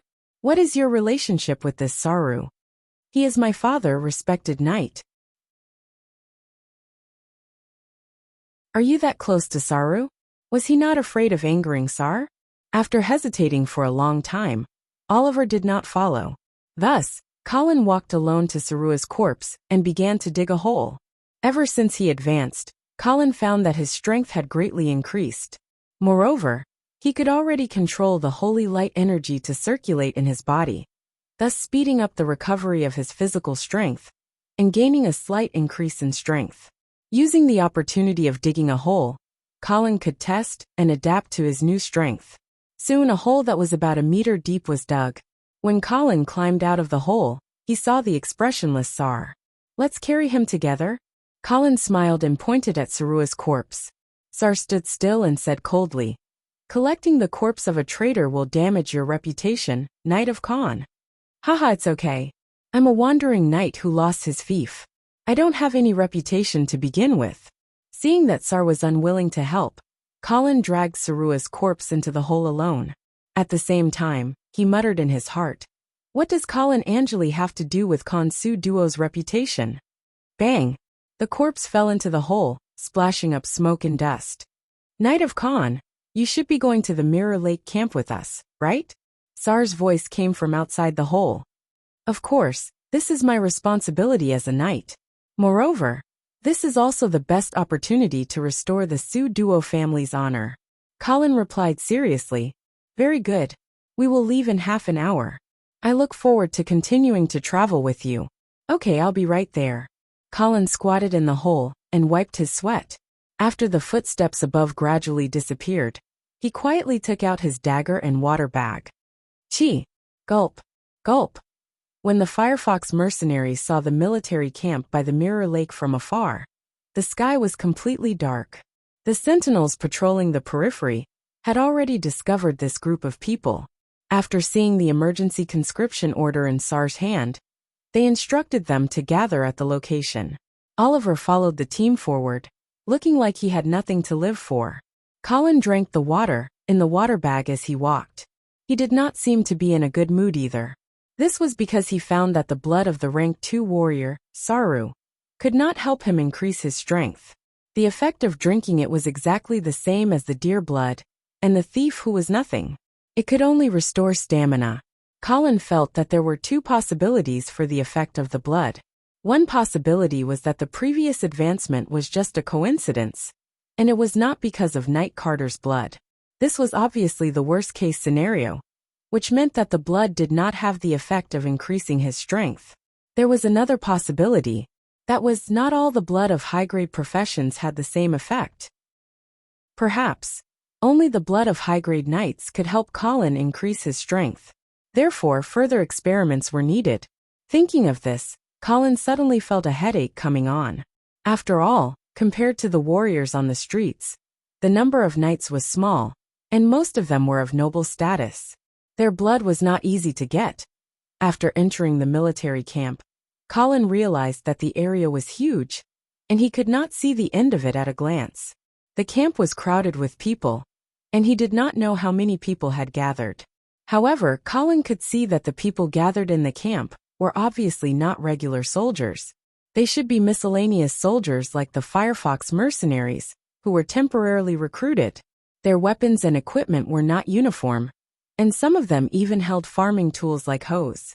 It made people wonder if they were farmers who were urgently recruited directly from the fields. It seemed that the people gathered here were really a group of cannon fodder. After settling down in the camp, Oliver came over again. Knight of Khan, do you see the situation in the East Camp? That should be the regular army camp of the House of St. Hilda. The military camp by the Mirror Lake was divided into 2 large areas. Unlike the messy West Camp where Colin and the others were, The East camp was obviously orderly and heavily guarded. That's right. I tried to take a few steps in that direction, but before I could get close, I was blocked by the patrolling soldiers. This was not surprising. The regular army camp would definitely not allow people to enter as they pleased. Colin looked at the eager Oliver and immediately understood what he meant. You want to go to the East camp? Yes. Oliver nodded repeatedly. You have seen the situation here. Once a fight breaks out, we will definitely be cannon fodder. Therefore, we had better find a way to sneak into the camp of the regular army in the East. It will be safer there. However, I can't get in there. But you are different. As long as you say that you are from the Su Duo family, you will definitely be able to get in. Colin was a little hesitant, because he knew that he, the fake Khan Su Duo, could deceive the Firefox mercenaries and Oliver. But if he really went to meet the real nobles of this world, there was a high probability that he would be exposed. Of course, he could also go there with his real identity. This way, it would be easier to find his father, Baron Angeli, if he was also in this camp. But if Baron Angeli wasn't here, Knight of Khan, after you go there, please inform the Marquis that I am willing to contribute all the goods I have brought to the house of St. Hilda free of charge. Colin looked at the fat merchant in front of him in surprise. He admired the other party's decisiveness. You are really willing? What can I do if I am not willing? Oliver reluctantly squeezed out a bitter smile, and then encouraged again. Of course, I will not forget the help you have given me. If I survive this time, I and the Tulip Chamber of Commerce will thank you greatly. Looking at Oliver's serious and enthusiastic eyes, Colin could only nod and say, Okay, I will try. After leaving the tent, Colin went all the way to the east. Just as he was still hesitating whether to reveal his true identity, a voice suddenly sounded. Young Master Colin, is it really you? Chapter 11. Master Colin, it's really you. Colin was shocked. He turned around and saw a group of patrolling cavalry gathering behind him. The leader quickly dismounted and took off his helmet, revealing a face that Colin was very familiar with. Raymond Morben. He was one of the two knights who were loyal to Baron Angeli. Master Colin, why are you here? Colin looked at Raymond, who was bowing to him. He did not know how to explain it to this knight, so he changed the topic. Where is my father? Is he in the camp now? Raymond's expression changed, and his eyes showed sadness. Didn't you receive the letter I sent back? What letter? How long ago did you send it? About a month ago. The messenger crows should have arrived in Grey Castle long ago. I didn't receive any letter. Colin frowned. His previous guess was right. Someone was blocking the news from the front line. How could this be? Raymond was also surprised. What did you say in the letter? Raymond lowered his head, and his voice became low and sad, but also full of guilt. I'm sorry, Master Colin. At that time, I was writing to tell you that Lord Baron had unfortunately been killed in the battle more than a month ago. What? Colin was stunned. Although Colin did not have any feelings for this cheap father of his, he was still caught off guard by this sudden bad news. The protection that he expected was gone just like that. And it was gone forever. But if this was the case, then the title of Baron of the Angeli family would fall to him? No. Title. Colin suddenly realized a problem. If he did not travel to this world, his predecessor should have been assassinated and killed. So after Baron Angeli died in the battle, and Colin was assassinated, the title should fall to his sister, Caitlin Angeli. So, Colin suddenly realized that the person who benefited the most from this assassination was his sister Caitlin. Therefore, she was the most suspicious. Colin suddenly felt a chill run down his spine. Her own sister was actually plotting to kill her. Fortunately, he did not go to Fallen Eagle City. Otherwise, wouldn't he be walking right into a trap? In addition, Colin noticed another problem. That was, his sister must have found out about his father's death. Otherwise, she wouldn't have dared to make a move on Colin. After all, if Baron Angeli returned to the kingdom of Grey Castle alive, and found out that his only son was dead, he would definitely not let it go. Even if Caitlin's hands were clean, and the Baron could not find the murderer, he was still in the prime of his life. He could marry again, and have children. Caitlin might not get the title. Under such circumstances, Caitlin would never take such a huge risk to harm her brother. Therefore, Caitlin must have found out about her father's death on the front lines through some means, and that was why she had such evil intentions. Just as Colin was letting his imagination run wild, Raymond unsheathed the long sword at his waist and knelt down in front of Colin with one knee, offering the long sword with both hands. I didn't protect the Baron well, and went against my promise. Young Master Colin, you have the right to judge me. Colin came back to his senses and looked at Raymond, who was kneeling in front of him. He suddenly asked, "Where is Knight Vala?" Raymond was obviously stunned. He obviously did not understand why Colin would suddenly ask this, but he still answered honestly, "Knight Vala was separated during the battle, I'm afraid." "So you didn't see Vala's body?" "No. Vala Oman, the husband of Colin's sister Caitlin, the illegitimate son of the Lord of Fallen Eagle City, Earl Oman."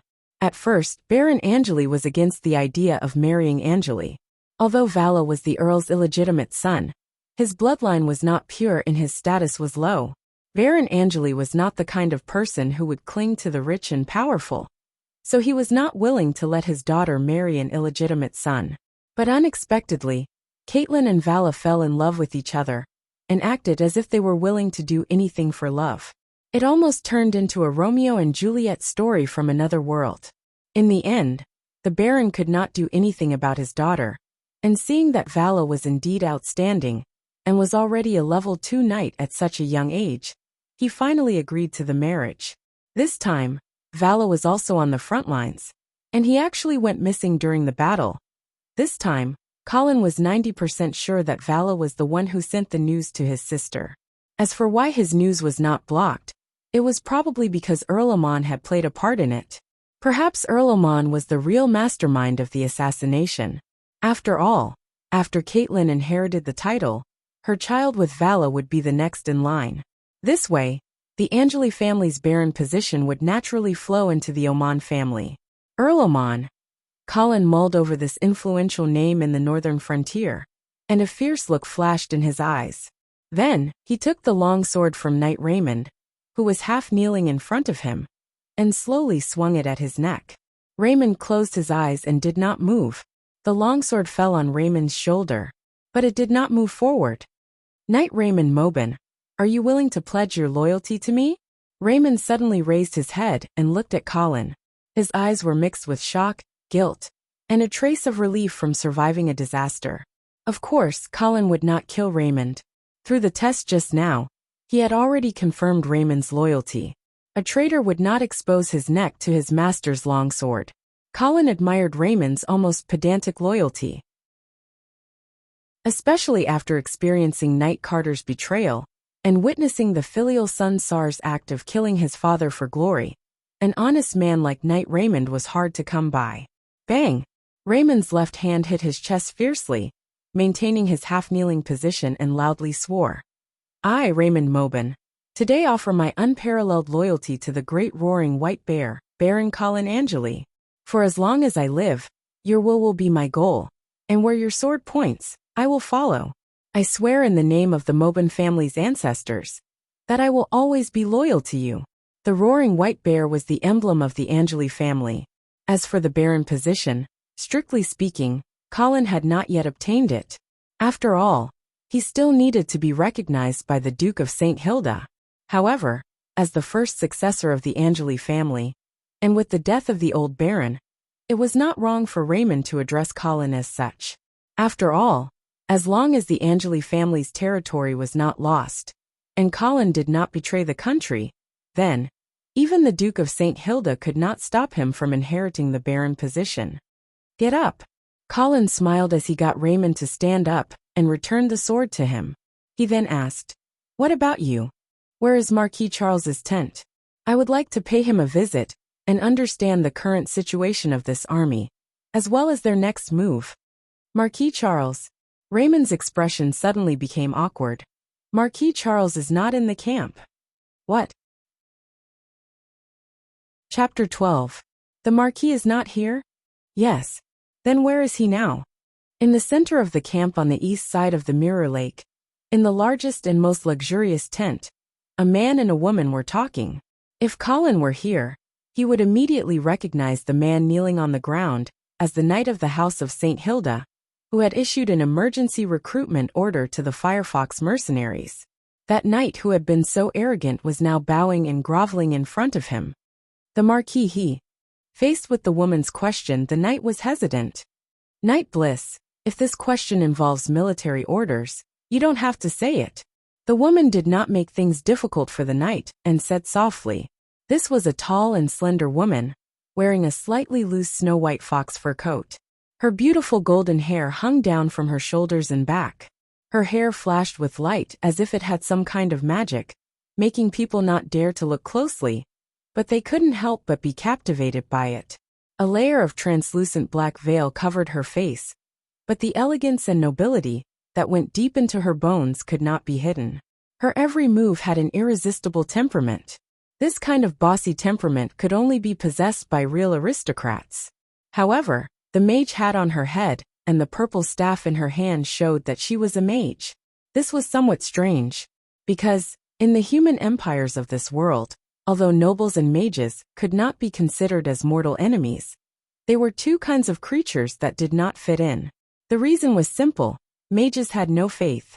In the eyes of these spellcasters, only the arcane truth was the eternal pursuit. The gods were just powerful mortals who had mastered the arcane truth. Therefore, in the eyes of the noble knights who believed in the god of light, mages were a group of complete blasphemers, heretics who should be burned at the stake. However, in the Empire of Light where the nobles held absolute power, mages were not too persecuted, although they were not welcomed. The reason was simple: mages were strong enough. Of course, mages who did not believe in gods were the same as warriors. The limit of their strength was the 6th grade, and there had never been a sanctuary-level mage. However, there were some differences between them and warriors. Even if mages could not enter the sanctuary level, they had a way to exert strength above the sanctuary level. This method was a forbidden spell. With sufficient preparation, expensive casting materials, and a frightening price, a Tier 6 mage could cast a forbidden spell. During the most intense period of the battle between the Radiance Church and the Mage Parliament, there were once 10 mages of the 6th step who joined hands to release the forbidden spell, Falling Stars. This terrifying forbidden spell had once erased a city with a population of over 1 million from the map. Of course, the mages had also paid a heavy price for this forbidden spell. 7 of the 10 level 6 mages died on the spot, and the remaining 3 died within 5 years. However, their sacrifice also made the church and the nobles deeply understand the terror of mages. In the end, both sides reached a certain level of reconciliation. However, the enmity left over from 1,000 years of conflict was not something that could be easily resolved. Coupled with the irreconcilable conflict in their beliefs, the nobles and the mages were basically two different forces. Therefore, the fact that the knight of the House of St. Hilda treated her with such respect, and the fact that she was a female mage who seemed to be a great noble, was extremely strange. Seeing that the female mage did not continue to ask about the whereabouts of Marquis Charles, Knight Bliss heaved a sigh of relief. However, after hesitating for a moment, he reminded her, "Miss Vera, you'd better leave this camp as soon as possible. This place is not safe. There's no such thing as safety on the battlefield." The female mage looked at the knight strangely and said indifferently, "Since I'm here, I'm already prepared to fight." "No, you don't understand what I mean." Knight Bliss slightly emphasized his tone. "What I mean is that this place is very dangerous." The female mage's expression changed, and she stared at the knight, who was half kneeling in front of her through the black veil. She asked, "Knight Bliss, what is the task that the Marquis gave you?" "My task is to patrol the west side of the camp and maintain order," Knight Raymond said to Colin. The two of them walked in the east side of the camp, which was much quieter than the messy west side of the camp. However, it was a little too quiet. Colin frowned as he looked at the situation in the camp, and the uneasiness in his heart became more and more serious. "Only patrol and maintain order? Didn't he ask you to stand guard around the perimeter?" "No." Raymond shook his head. It was obvious that he had the same doubts. "It's not just our team. I haven't seen any cavalry teams spread out to act as sentries. Colin's frown deepened. The importance of vision in war was self-evident. But now, this camp station by the Mirror Lake had directly given up on scouting the surrounding situation. This was simply a form of tactical suicide. Other than the possibility that Marquis Charles was an idiot commander, it could only mean that the importance of this camp was very low. Or this place was simply a bait. I'm afraid the main forces of the army have long left the camp. Colin looked at the overly quiet east side of the camp and asked Raymond. Yes, young master. There have been troops leaving the camp these days, but they have not returned. That's why the main forces of the regular army have already left quietly. Now only those mercenaries and commoners who were summoned by the emergency conscription order are left here. Of course, there are also downtrodden knights like you who have lost their lord. Yes, our real task is actually to watch over those small fries and prevent them from running around. It seems like Colin was halfway through his sentence when he saw a group of cavalry coming out from the center of the camp. The one leading the group on a white horse was actually a woman. Moreover, Colin recognized the knight following closely behind her at a glance. It was the one who issued the emergency conscription order to the Firefox mercenaries. This was a big shot.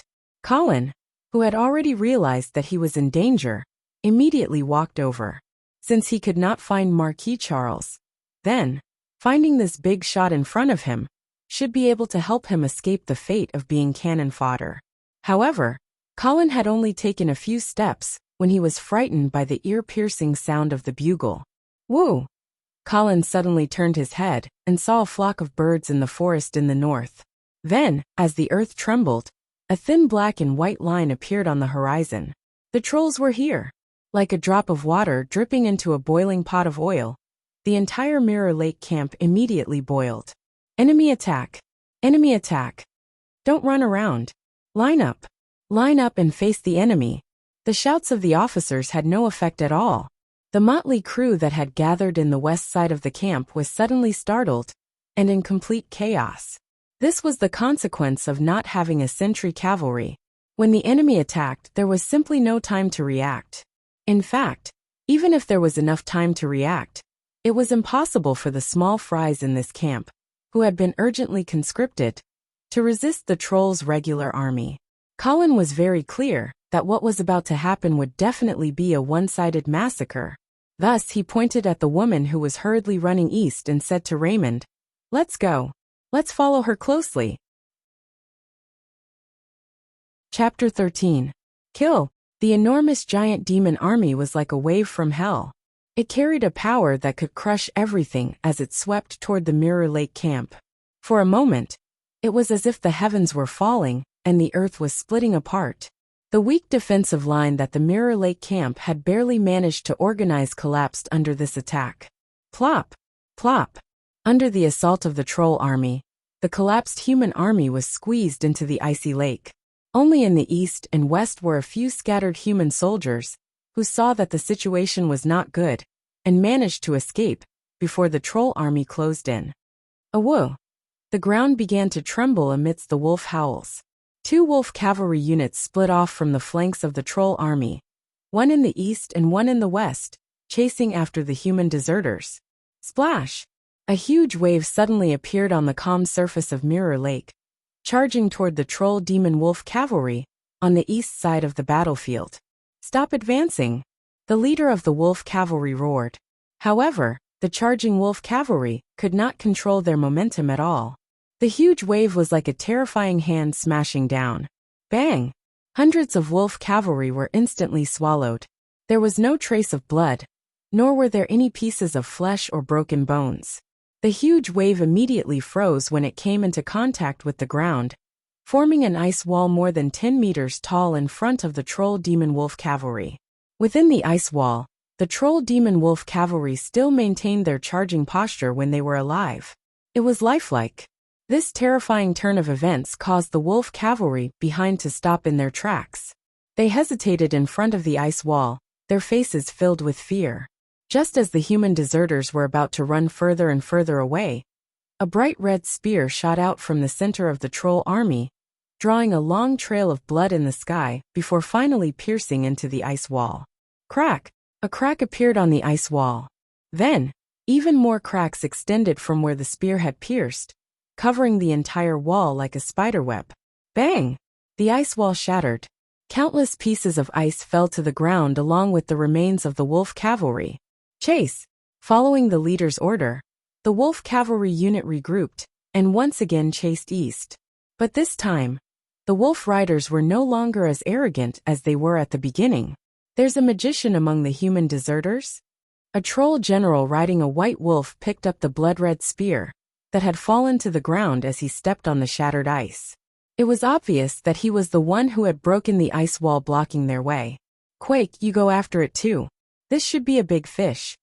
Another troll riding a white wolf came over and said to the troll general who had picked up the spear. The mounts of the trolls were dire wolves. These ferocious beasts were larger than normal warhorses and were generally gray in color. However, there were a few direwolf species that had white fur. Such a white wolf was sacred in the eyes of the trolls.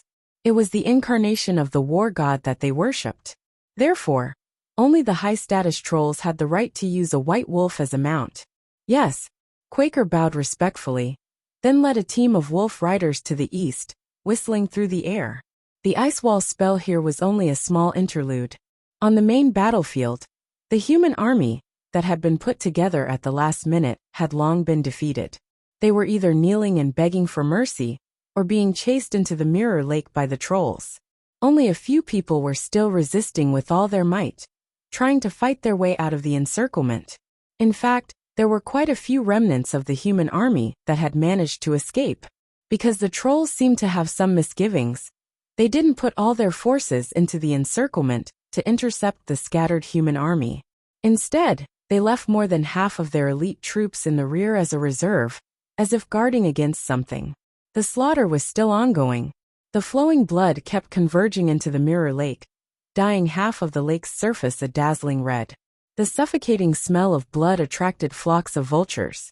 They anxiously circled above the battlefield, ready to swoop down and feast at any time. The sun gradually set in the west, and the flames of the setting sun began to burn on the horizon. However, the sounds of slaughter by the mirror lake showed no signs of stopping. At this time, a commotion suddenly came from the rear of the troll army. A troll messenger quickly rushed in front of Quaker and loudly reported, "General, a human army has been discovered at the rear. There are about 40 to 50,000 people." Quaker was not alarmed. Instead, he was overjoyed. He laughed loudly and said, "Good.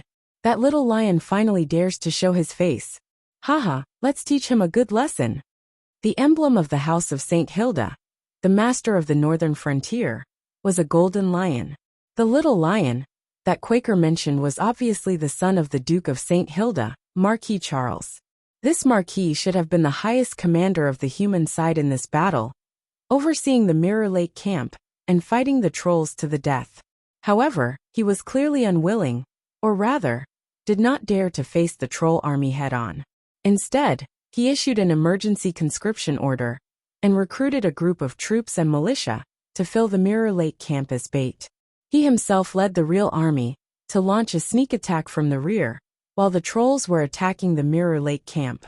Even though the entire plan was a little cruel, it was still a good one. If they could really catch the trolls off guard and cause them to be unable to take care of each other, they might be able to win the battle. Unfortunately, for some reason, this plan was clearly seen through by the troll army's commander in advance, and they had made preparations to deal with it. Thus, when Marquis Charles led his army to charge to the rear of the troll army, he did not have an irresistible force as he had expected. Instead, he met with an iron plate.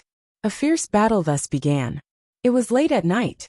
A half-moon hung in the sky, its cold radiance scattering across the forest.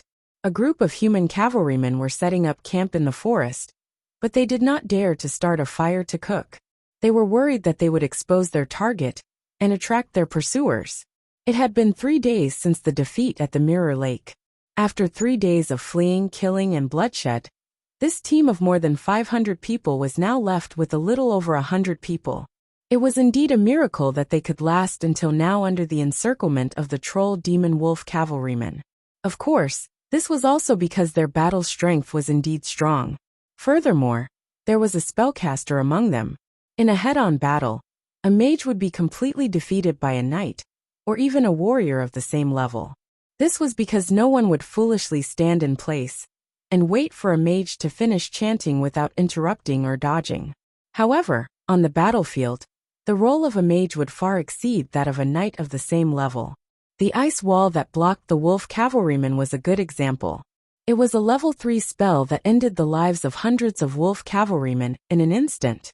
However, if a level 3 knight faced hundreds of wolf cavalrymen, even if there were no professionals among the wolf cavalrymen, he would still die of exhaustion under the siege of the enemy. At most, he would drag a few dozen of them down with him. The forest was quiet, with only the occasional neighing of horses and the faint howling of owls. In the camp, most of the people were eating hard bread in silence. Only a few leaders were gathered together, softly discussing how to get rid of the pursuers behind them. Meow. Whitey, don't run around. Colin chased after Whitey's figure and came to the center of the camp. Sorry, it's a little naughty. It's fine. The female mage grabbed the kitten that was trying to climb onto her body and held it in her arms to pet it. Seeing this, Colin also sat down and did not regard himself as an outsider. The female mage seemed to have noticed Colin's little scheme, so she did not chase him away. Instead, she asked, "Which family's knight are you?" Colin raised his head and looked at the female mage. The black veil covered half of her face, leaving only a pair of deep blue eyes that seemed to reflect everyone's deepest desires. "My name is Colin Angeli." Chapter 14. This time, Colin told them his real name. He knew that the people in front of him were not the same as the Firefox mercenaries. If he continued to use the fake identity of Consudwa, the chances of him being exposed would be high. Moreover, he did not know who wanted to kill him before. Now, since he already knew who the murderer was, there was no need to hide anymore. There was only one thing he wanted to do: revenge. Angeli? The female mage frowned. She felt like she had heard this name before, but she could not remember where. Lord of Greycastle Town, Baron Angeli, Roaring White Bear. Knight Bliss reminded her. Yes, it is my father. Colin put his left hand on his chest and bowed, making a standard aristocratic salute. The female mage hesitated for a moment, then stood up and bent her knees. Her right hand pressed her lower abdomen, and her left hand lifted the skirt of her mage robe. Sure enough, Colin's heart skipped a beat.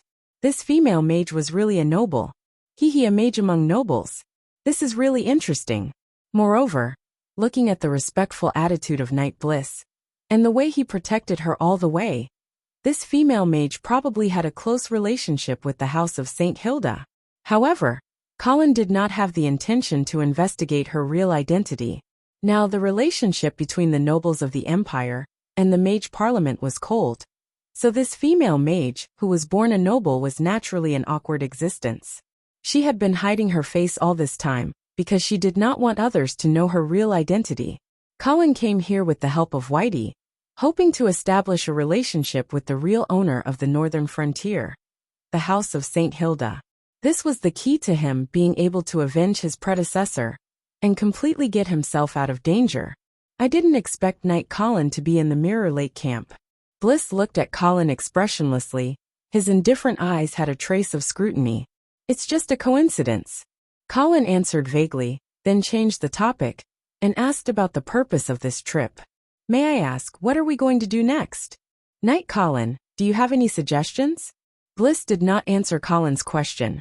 Although Colin's identity gave him the right to join the discussion, it did not mean that he would automatically gain the trust of Bliss and the others. Colin didn't mind Bliss's wariness. He picked up a tree branch and drew a simple map on the ground. If I remember correctly, the closest city to us is Fallen Eagle City. It's in the southeast direction, and it's about 4 to 5 days away. According to the direction we're heading, that should be our destination, right? Yes. Seeing that Colin was so familiar with the surrounding environment, Bliss did not deny it. Colin smiled faintly as the tree branch in his hand continued to draw circles around the Fallen Eagle City. Then do you think we can hold on until we reach Fallen Eagle City? Bliss stopped talking. However, Colin still caught a hint of uncertainty in his eyes, which were pretending to be firm.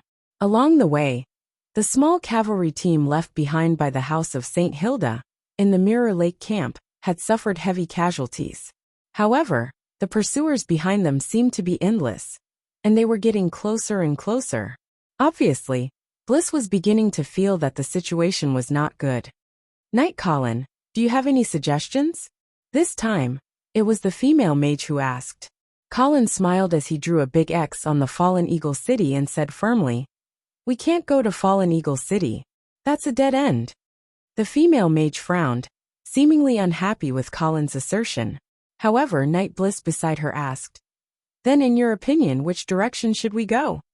Seeing that Bliss did not deny his words, Colin immediately understood. Bliss must have noticed that a large net was quietly forming around them, waiting for them to fall into it. Since Fallen Eagle City was their most likely escape route, the trolls would definitely have set up many obstacles in that direction. "Go north." Colin drew a huge arrow on the ground, pointing north. "North?" the female mage suddenly exclaimed. "Then aren't we going back again?" "That's right. If they went north, they would be in the direction of the Mirror Lake camp." Bliss did not speak, staring blankly at the simple map on the ground. Colin raised his hand and gestured for the other party to calm down. He then explained, "If you also think that going north is an impossible choice, then it means that the trolls will not expect us to turn back." But isn't that walking right into a trap? There is indeed a large net around us, and it's getting tighter and tighter." Colin opened his right hand and clenched it tightly. "However, the weakest part of this net is the north. If we want to break free, the best choice is to turn back and go north. Furthermore," Colin paused, "Marquis Charles's real army should be in the north." Night Bliss' eyes flashed, but he remained silent. The female mage did not have any qualms about this, nor was she surprised that Colin could guess Marquis Charles's intentions. Instead, she asked directly, "Do you think Marquis Charles has a chance of defeating the troll army?" Colin spread his hands and shook his head. He did not even know how many troops Marquis Charles had, how strong they were, or how well they could command on the spot. How could he guess the outcome of the battle? Whether Marquis Charles wins or loses, it doesn't have much to do with us. Because what we need to do now is to jump out of the encirclement that our pursuers are weaving. After we jump out, we can release the sentries and scout for information on the Mirror Lake battlefield. Then we can make further plans. That way we'll have a lot more room to maneuver. The female mage thought about it, and felt that Colin's words made sense. However, she had focused on arcane research since she was young, and had not received any military education. She could not make up her mind about Colin's bold suggestion, so she could only look at Night Bliss for help. Bliss pursed his lips and thought for a while before finally nodding, "I agree." Colin immediately heaved a sigh of relief. Although turning around and heading north was indeed the best chance to break free of the encirclement, he did not say the real reason why he did not want to continue forward. Further ahead was Fallen Eagle City, and the biggest suspect for the murder of his predecessor, his sister Caitlin, was there. If it was only Caitlin's scheme, then Colin was actually not too afraid. However, if the Lord of Fallen Eagle City Earl Oman was also involved, then he would really be walking right into a trap if he went there now. "Alright, then we'll turn around tomorrow and head north." Seeing that Bliss had agreed to Colin's plan, the female mage made up her mind. She then returned the kitten in her arms to Colin and asked, "Why do you call it Whitey?" Colin smiled as he took the pure blue short-haired cat. "Is the name Whitey not nice?"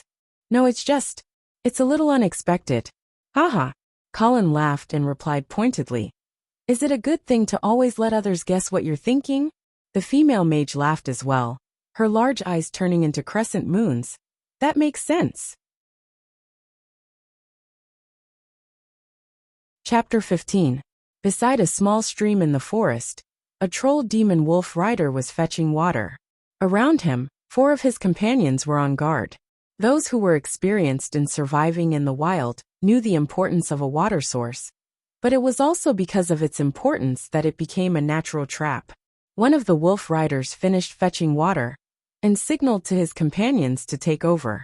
At this moment, he suddenly sensed an uneasy aura and immediately pulled out the curved sword at his waist. The other 4 wolf riders were also shocked by their companions' actions and immediately looked around nervously. But nothing happened. The forest was silent, and only the rustling of the trees could be heard. The wolf riders did not let down their guard, but instead became even more nervous, because it was too quiet. Whoosh! Whoosh! Whoosh! The sound of an arrow whistling through the air suddenly broke the suffocating silence. Then there were 2 screams. The remaining 3 troll demons did not even have time to check if their 2 companions were dead or alive. They quickly climbed onto their direwolves and ran. Chase! Night Bliss shouted and took the lead to rush out. Behind him, hundreds of human riders galloped out.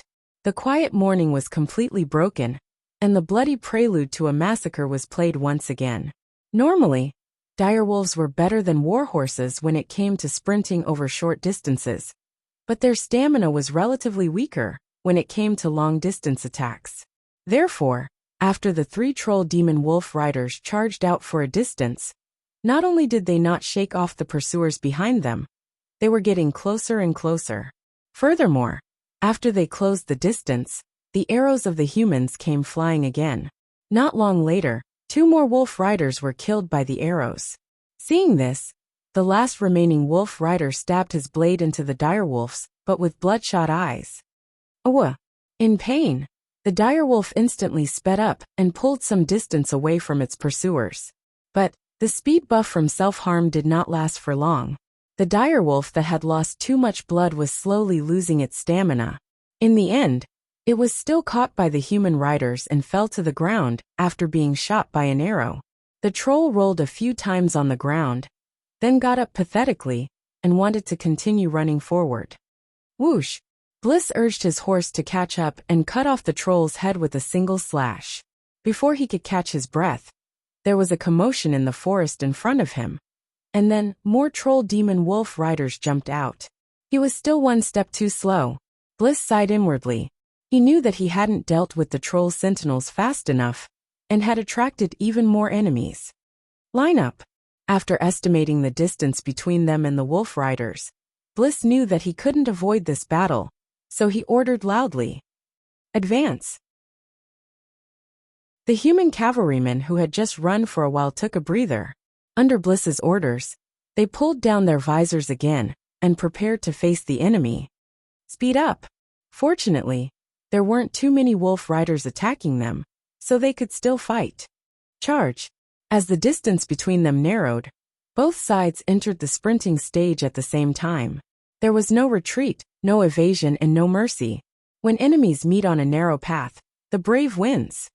Kill! Kill! Pong! With a loud crash, blood and broken bones splattered everywhere. It was bloody, savage, and tragic. Life became the sacrifice, and blood was the decoration. The tranquil forest instantly turned into a terrifying altar. After a fierce battle, the humans finally gained the upper hand. This group of cavalrymen from the House of St. Hilda was indeed elite. Furthermore, Colin's guess was right. The trolls didn't deploy a large number of troops in the direction of the north. Clearly, the trolls didn't expect that this group of human deserters would dare to return to the main battlefield. Chase!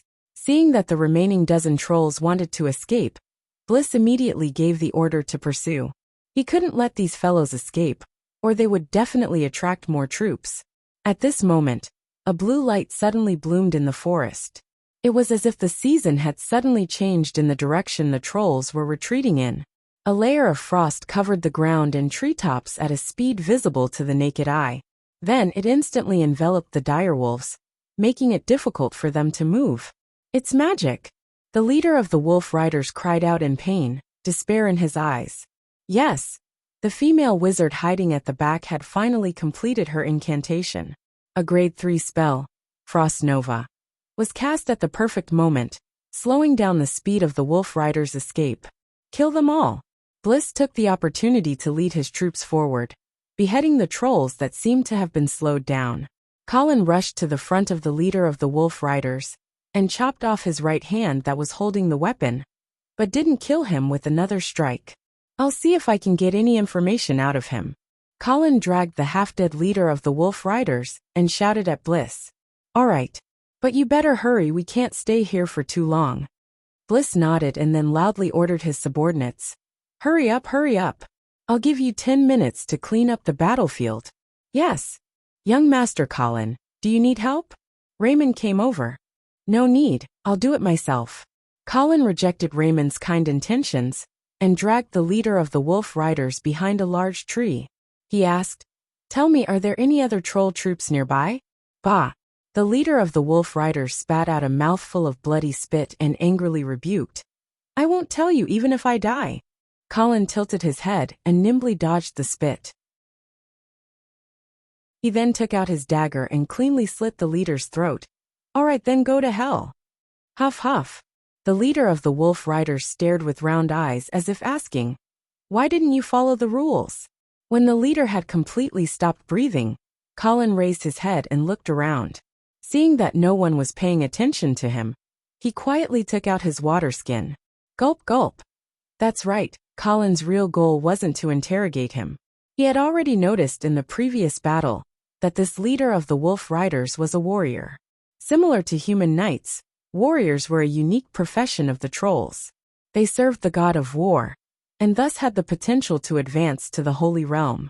After discovering that the blood of warriors had no special effects, Colin felt that he should try to see if the blood of a troll warrior was the same as that of a human knight, and could help him increase his strength.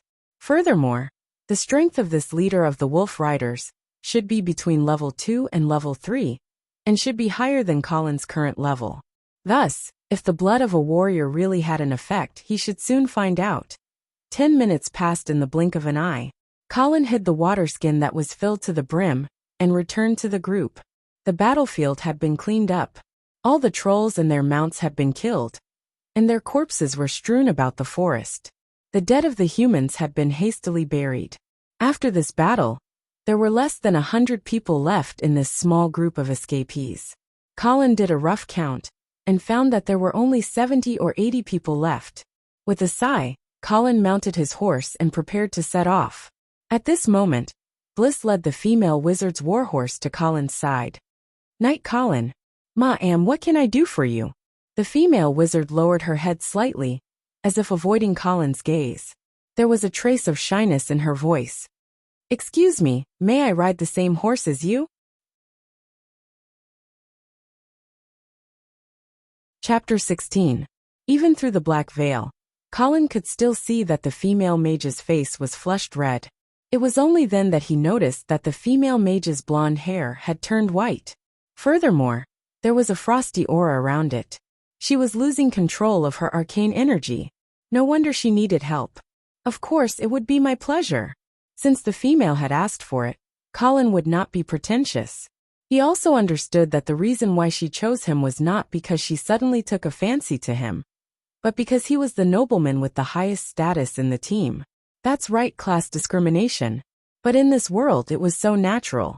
Even if Knight Bliss was powerful and could kill Colin with one hand, but as long as he was not conferred a title, or became the heir of a title, then in the eyes of the real nobleman, he could only be considered as a reserved nobleman, and had not stepped into the nobleman's threshold. There was a saying that could describe the awkward situation of the knight. In the eyes of the commoners, they were noblemen, but in the eyes of the noblemen, they were commoners.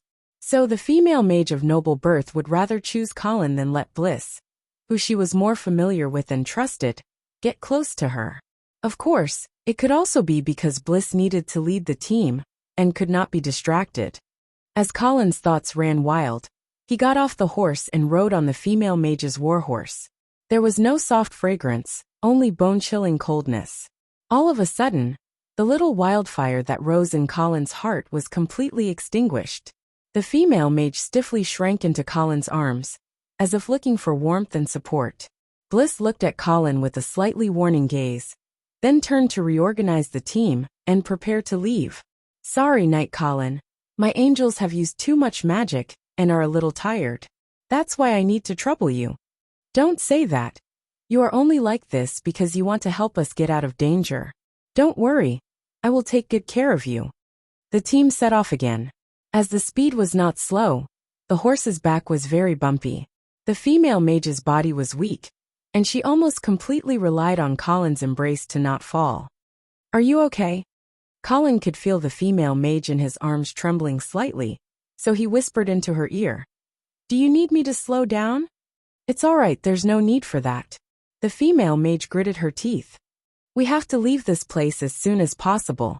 All right. The journey was bumpy, and the two of them were stuck close to each other, so it was inevitable that there would be some friction. Then Colin awkwardly discovered that all the blood in his body seemed to be converging towards a certain part of his body. It seemed that vampires had that ability as well. I'll write it down when I have the time. Fortunately, Colin could now freely control the flow of blood in his body. He took the initiative to disperse the concentrated blood in a certain part of his body again to avoid embarrassment. What's your name? In order to distract himself, Colin asked. The female sorceress hesitated for a moment before she replied, Vera. But she didn't say her surname. Colin raised his eyebrows. Flower of Truth. Do you even understand the Elvish language? Vera asked in surprise. Of course, this is a necessary skill for an elegant aristocrat, Colin replied casually. In fact, this was just some knowledge that the butler Eamon wanted to enhance the style of the Angeli family. Therefore, he tried his best to force some knowledge into Colin's head. However, Colin only learned a little bit of the Elvish language, and he could barely be regarded as a dabbler. Therefore, he was just like a blind cat that bumped into a dead mouse. Ainu koimas quivi, laurel and lucamula. A series of Elvish words came out of Vera's mouth. The elves were the first race to learn how to use the arcane energy. Therefore, many of their spells had to be recited in the Elvish language. Therefore, the Elvish language had become a must-learn language for all the mages. However, Colin was caught off guard. Hee. Vera was in a good mood when she saw Colin's awkward expression. What an arrogant woman. What? Vera suddenly frowned. What language did you just speak? Take a guess. Colin smiled proudly. Of course, he would not tell Vera that he was speaking Chinese just now. It sounds a bit like the Kunya language, Vera guessed. However, she immediately shook her head. That is impossible. The Kunya language was the exclusive language of the High Elves. However, it had already disappeared from the world like the High Elves. The current elves and the Naga Sirens were actually the descendants of the High Elves. Therefore, whether it was to trace the footsteps of their ancestors, or to explore the ancient arcane books that no one could understand, the Kunya language had always been the focus of the two races and the mages' research. Unfortunately, the results of thousands of years of research were only enough to piece together the pronunciation of a few dozen words. Therefore, Vera felt that it was impossible for Colin, who could not even speak the Elvish language fluently, to know the Kunya language. However, the pronunciation of the words that he just spoke was very similar to the pronunciation of the words that they had deciphered so far. What kind of language is the Kunya language? This was the first time that Colin had heard of this term. Vera secretly said, as expected, it used to be the exclusive language of the High Elves, but it has long been lost. Oh, Colin responded casually, and then he curiously asked, how did the High Elves disappear? Has the Mage Council found anything? No. Vera shook her head. It has been too long, and the only ancient book that may have recorded what happened at that time was written in the Kunya language. Colin rolled his eyes, and he seriously doubted the ability of these mages to decipher the language. But Vera wanted to say something but hesitated. But what? However, the Mage Council has some speculations. Tell me about it. The time when the dragons and the High Elves disappeared was about 5,000 years ago, and the god of light, the god of war, the goddess of fate, the god of storm, and other gods began to spread their faith around the same time. Therefore, there is likely to be a connection between the two. How dare you make wild guesses about the god of light? Colin interrupted forcefully. He had to do this. Although he felt that Vera's speculations were somewhat reasonable, and he did not have much respect for the so-called gods, as a knight, he had to stand his ground. This was his persona. Otherwise, he would be ostracized by the entire noble class. Vera obviously felt that she was a little silly, and she actually discussed this issue with a fanatical knight. She sighed, and it seemed that she had lost interest in talking. Colin also stopped talking, and he pretended to be offended. As time went by, Colin found that the body in his arms gradually became warmer. Obviously, the female mage was gradually recovering from the arcane spell that she had lost control of. However, this way, the physical friction between the two of them became even more erotic. Colin had to work harder to control his blood, and not gather in a certain place where it should not be gathered. Even so, the faint fragrance of the rose continued to enter his nose, stirring up his restless heart. Finally, when the sky gradually darkened, the team stopped to rest, and Colin got off the horse with relief. However, at the same time, he felt a little reluctant. "Thank you so much for your help today, Knight Colin." "You are welcome." Colin bowed, and after taking a few steps, he turned around and asked, "By the way, what did you mean by that sentence in the Elvish language?" Vera hesitated for a moment before she said, "I believe in the truth, not the lies." "Understood." Colin nodded with a smile, turned around and left. Vera lied. Colin happened to know the last word in the Elvish language. However, Colin did not expose Vera's lie, because he understood that she had lied to him, because she wanted to take care of his feelings. The last word in the Elvish language was not a lie, but a god. Therefore, the real meaning of the sentence that Vera had said in the Elvish language was, "Believe in the truth, not the gods." Chapter 17. The blood of the troll warriors cannot be used to enhance one's strength. Colin was writing on the parchment under the faint morning light. That's right, he had drunk all the troll warriors' blood last night. But he didn't see any strange reaction from his body. Did it have to be the blood of a knight? Colin was a little depressed as he looked around the camp. Knight Raymond was sitting not far away from Colin, sipping water in small sips. "This is not good. After all, he is my loyal servant." Knight Bliss was urging everyone to hurry up and get ready to leave. "This is not good either. Maybe I can go to the Mirror Lake battlefield to take a look." However, the battle has been going on for so long. Even if the corpses were not eaten by the beasts, they would have already become dry corpses. A familiar fragrance wafted over, interrupting Colin's wild thoughts. "Good morning, Knight Colin." "Good morning, Miss Vera." Colin looked at the female wizard standing gracefully in front of him, a smile involuntarily appearing on his face. "You look much better today. How do you feel? Do you need any help?" "No. I should be able to do it myself today." "Okay. If you need anything, just let me know." During the conversation, Colin's eyes gradually shifted to Vera's white and slender neck. He suddenly thought of something. He did not know if the mage's blood would work. Vera also noticed that Colin was staring at her neck. She immediately felt a little embarrassed and gave him a fierce glare. She said coquettishly, "Let's go quickly. Knight Bliss is already urging us." "Okay." Colin mounted his horse and moved to Vera's side, walking side by side with her. Intimate physical contact was the best way to get closer to a man and a woman. Of course, Colin was very clear about this. After riding together yesterday, he was convinced that he had already occupied a place in Vera's heart.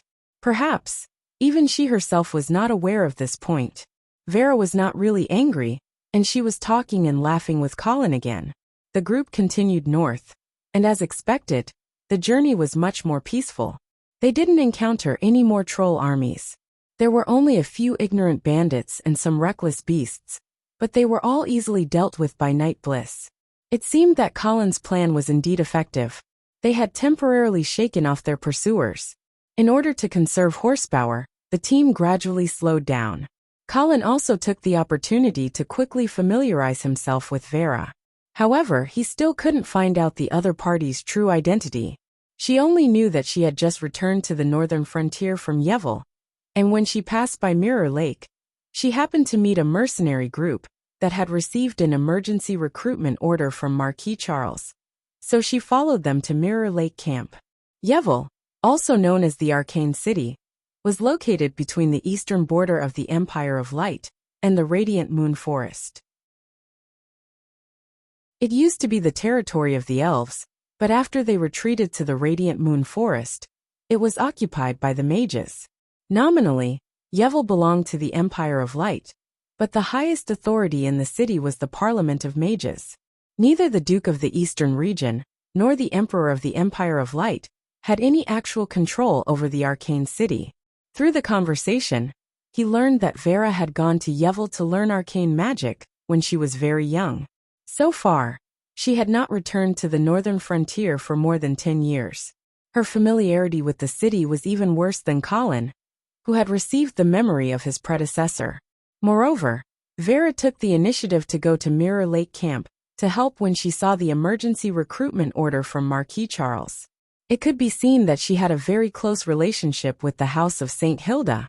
There were indeed some nobles who liked to find a mage to accompany them when they went to war. After all, although a mage was not good in a one-on-one battle, they were very useful on the battlefield. However, considering the contradiction between the nobles and the mages, most of the arrogant mages would ignore the nobles. Even if there were a few mages who were willing to accept the employment of the nobles, they would generally offer a very high price. It was simply unheard of for a mage like Vera to take the initiative to help when she saw the recruitment order. In the evening, the team set up camp again to rest. However, it did not take long for the scouts to come back and report the situation. "Sir Bliss, we have found traces of a small group of humans in front of us. We suspect that they are the defeated soldiers who escaped from the Mirror Lake battlefield." Defeated soldiers? Bring them over. When they heard that there were defeated soldiers who escaped from the Mirror Lake battlefield in front of them, Colin and Vera hurriedly followed them.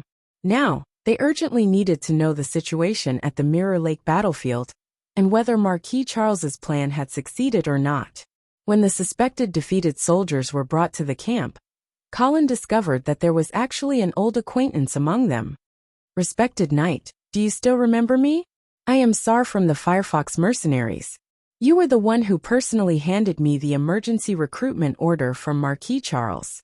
Bliss looked at Sar, who was in a sorry state among the defeated soldiers, and immediately remembered who this person was. There was nothing he could do about it.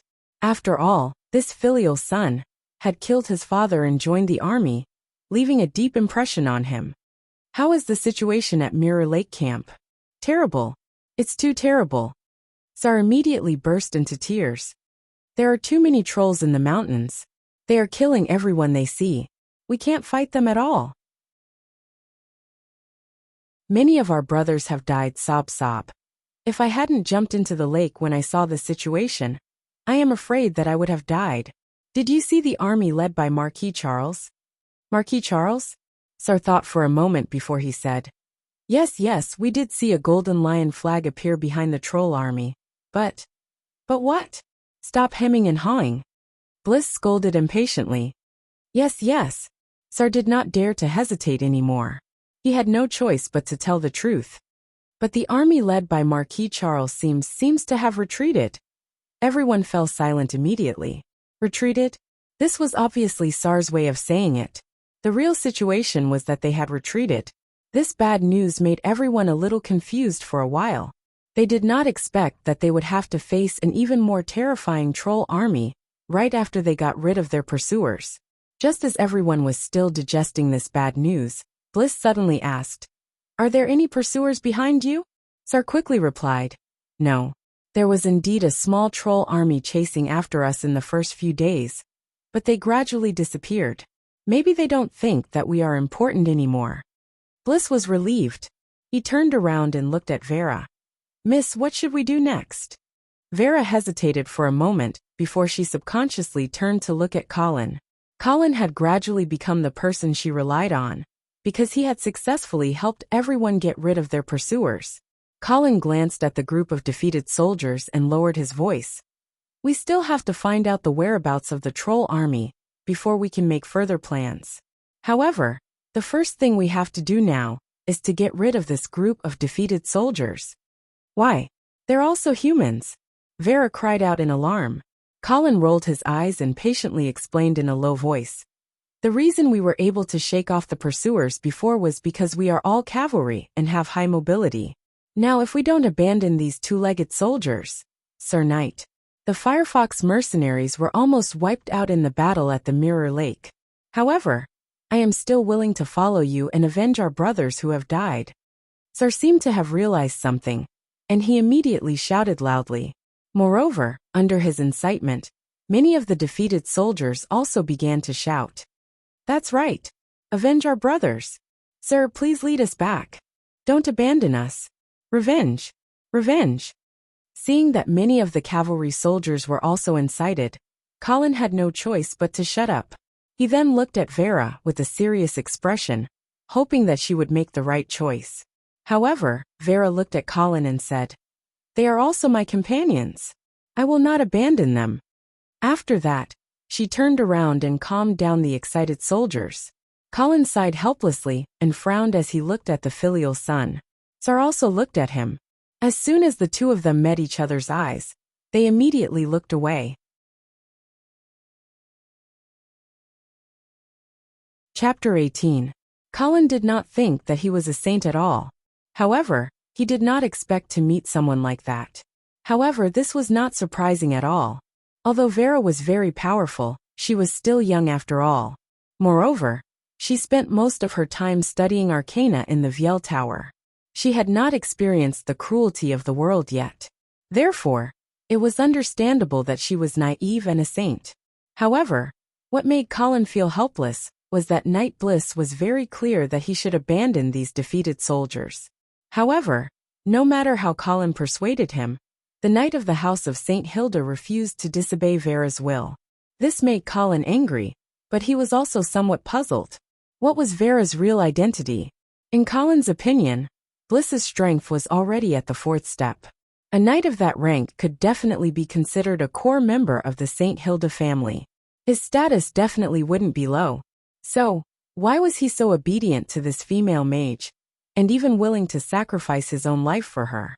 If he did not know that the Duke of St. Hilda only had 3 sons and no daughters, Colin would have suspected that Vera was the daughter of the Duke.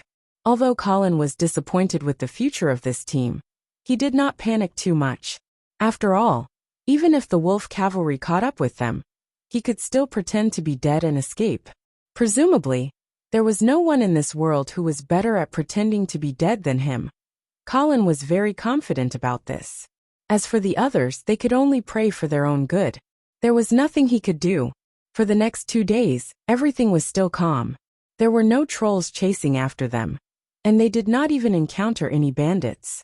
On the contrary, they encountered several waves of defeated soldiers who had escaped from the Mirror Lake battlefield. Of course, Vera did not hesitate to accept them. This time, the cavalry team, which was originally less than 100 people, quickly expanded to more than 1,000 people. Although the number of people increased, anyone with a little bit of military knowledge would know that their combat strength did not increase by much. When marching to war, more people was not always better, especially when there was a strategic shift. It was obvious that Vera did not have any military knowledge at all. However, under Sar's persuasion and flattery, she became more and more confident when she saw the number of people in the team increase. She even had the absurd idea of continuing to gather the defeated soldiers and fight to the death with the troll demons. However, other than these bad things, there was also good news. The recent wave of defeated soldiers told them that after the giant demon army defeated Marquis Charles, they took the opportunity to chase after him to the north. Therefore, the area around Mirror Lake was actually safe. This news caused everyone to cheer and jump for joy. In this way, the only thing left for the fleeing team to face was the wolf cavalry that was chasing them. Although the wolf riders had misjudged the direction they were going to break out of the encirclement, they should have figured it out by now after so many days. According to Colin's thinking, the most sensible thing to do now was to abandon the scattered soldiers and continue north before the wolf cavalry caught up. They would then find and hide in the nearest human town, instead of continuing to receive the scattered soldiers like this, which would slow down the marching speed. and allow the wolf cavalry to catch up again. The development of the situation was just as Colin had expected. After another 2 days, the traces of the giant demon cavalry were finally found behind the fleeing team. Young Master Colin, I am afraid that the wolf cavalry from before will catch up with us soon. Why don't we quickly leave the team and escape on our own? Raymond apparently realized that something was wrong and quietly suggested to Colin. Colin was not panicking now. He even wanted to see what would happen to this group of people who did not listen to his advice. Perhaps there would be a chance to get the blood of Knight Bliss and Mage Vicky. In this regard, Colin did not feel much guilt. This was because he did not deliberately murder the two of them for the sake of blood. On the contrary, he had already warned them earlier, but these people insisted on seeking their own deaths. Therefore, he had no choice but to adhere to the principle of not wasting and make use of the waste. But Colin glanced at Raymond, who was beside him. For this loyal knight, he did not want him to die here. You run on your own, I still have to. Young master, if you don't leave, I will never leave. Obviously, Raymond misunderstood the meaning of Colin's words. However, Colin did not know how to explain it. After all, he could not tell Raymond that he was very good at pretending to be dead. Just as Colin was thinking about how to persuade the stubborn Raymond to leave, a soldier ran over to him and said, Sir Colin, Sir Bliss has asked you to come over. Okay. Colin had no choice but to temporarily calm down and follow the soldier to a tent in the center of the camp. In the tent, in addition to Vera and Bliss, the filial son Sar was also there. In the past few days, Sar had obviously become Vera's henchman by virtue of his excellent eloquence, clever mind, and flattering attitude. Colin could not help but admire Sar's methods of currying favor. However, at the same time, he also felt disgusted with this annoying guy. Knight Colin, you are here. Vera smiled and nodded at Colin. It seemed that there was no estrangement between them, because of the previous dispute about receiving the defeated soldiers. Bliss still nodded indifferently. Sar bowed and greeted Jiang Yuning with a warm smile on his face. I did not expect to see you again, dear Sir Khan. Pa! Colin immediately lashed out with the whip in his hand, interrupting the filial son's words. Knight Colin, what are you doing? Vera was startled by this sudden turn of events, and immediately questioned him. Colin sneered and pointed at Sar, who was lying on the ground. Mercenary boy, remember my name, Colin Angeli. Sar was obviously stunned by Colin's whip. At this time, he still did not understand how the previous Consudo had become Colin Angeli. However, the burning pain on his body reminded him of what he should do. I am sorry, dear Sir Colin. I have remembered wrongly. As a civilian, Sar could not question a noble, even if the noble had indeed lied. Humph. Your punishment is to lead Knight Colin's horse. Vera, who felt that she had figured out the cause of the matter, snorted softly and didn't blame Colin anymore. She even felt that the punishment of one whip was a little light. In this hierarchical world, if a commoner called a noble by the wrong name, it wouldn't be an exaggeration to say that he would be hanged. On the surface, Colin looked furious, but on the inside, he was secretly laughing to vent his anger. He had been unhappy with this filial son for a long time, and he wanted to take this opportunity to take revenge. Of course, he could also prevent the other party from revealing that he had used a fake name before. Well, Knight Colin, this time we have called you here to discuss the direction of our next move. I think you should know that the wolf cavalry is catching up with us again. In the face of Vera's question, Colin did not answer immediately. Instead, he ordered Sar, who was still kneeling on the ground. Get out of here first. Sar quietly clenched his fist, but he did not dare to refute Colin. Instead, he looked at Vera for help. However, he obviously overestimated his position in Vera's heart. Sar, you can leave now. Yes, Sar had to get up and leave. However, at the same time, he lowered his head deeply, not wanting to let anyone see the anger in his eyes. Chapter 19. Why are you targeting a small mercenary like him? After Sar left, Vera asked in a mischievous tone. Obviously, Vera could also see the hostility that Colin had towards Sar. However, She thought that the two of them were just jealous of each other because of her. As she thought of this, her small face that was covered by the black veil blushed a little. However, she could not help but feel a little happy in her heart. A woman always liked to see men fighting for her, even if she did not like any of those men. A person who dares to kill his own father is not worthy of my respect, Colin said righteously, and he did not hesitate to expose Sar's background. What? Vera was very surprised. Indeed, Sar is a poisonous snake. We need to be careful, Bliss said. This knight obviously looked down on this filial son, who had killed his own father. I understand. Vera nodded and she blacklisted this small mercenary who she thought was a little clever. Well, let's get back to the main topic. Vera began to introduce the specific situation that the Sentinel Knight had found out to Colin. At this time, they were certain that there were two groups of wolf cavalry that had caught up with them. Each group was about 700 to 800 people. The total number of wolf cavalry was almost the same as the current number of people on their side. However, the other party was the most elite wolf cavalry in the troll army. On the other hand, except for the less than 100 elite cavalrymen, the rest of the wolf cavalry were all defeated soldiers who had escaped from the Mirror Lake camp. Moreover, these defeated soldiers were all mercenaries and civilians who had been temporarily recruited by the emergency conscription order. They were completely a group of motley crew. Under such circumstances, even Vera, who did not have any military knowledge, began to panic. Therefore, she quickly looked for Colin to discuss countermeasures. Colin sighed and made a last effort. If we abandon the defeated soldiers now, we will still be able to escape with the cavalry. Isn't there a better way? Vera was still unwilling to give up. In Colin's opinion, the female mage's kindness was misused. He could only persuade her once more.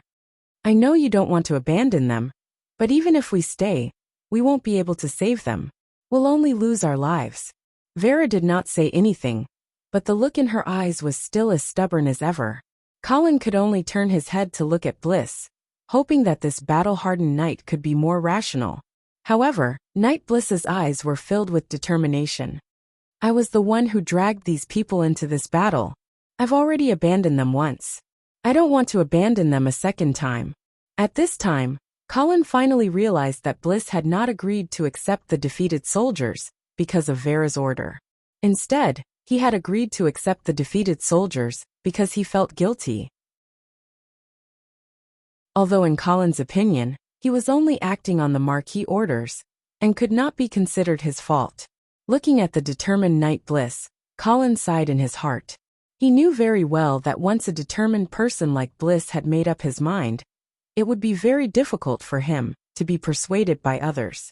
However, Knight Bliss was also very clear that this time, they were really doomed. Therefore, he looked straight into Colin's eyes and pleaded with him in a serious manner. Knight Colin, I hope that you can take Miss Vera with you and leave first. No, I will not leave. Vera refused immediately. Miss Vera, I will not leave. These are my people, and I have the responsibility to protect them. The atmosphere suddenly became emotional.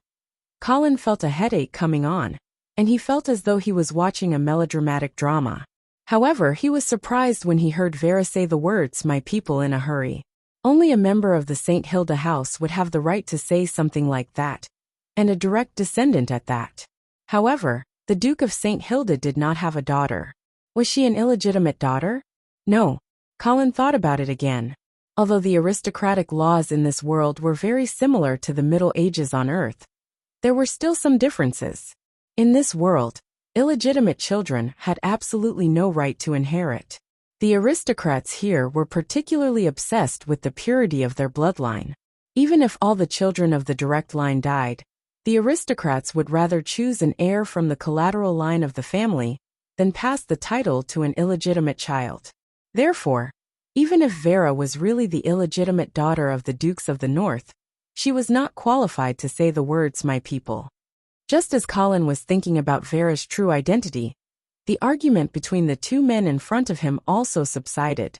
Unsurprisingly, Bliss failed to persuade Vera to leave first. Although she was a little bit naive, the female mage had indeed shown admirable courage. There was a moment of silence in the tent. After a long time, Bliss suddenly spoke. Knight Colin, you should leave this place. Presumably, you have already heard from Knight Raymond that your father, Baron Angeli, has died in the battle. Therefore, you need to go back and inherit the title. Colin suddenly raised his head and looked at Bliss's expressionless face. He asked slightly abruptly, why hasn't this news been sent back to the Kingdom of Grey Castle?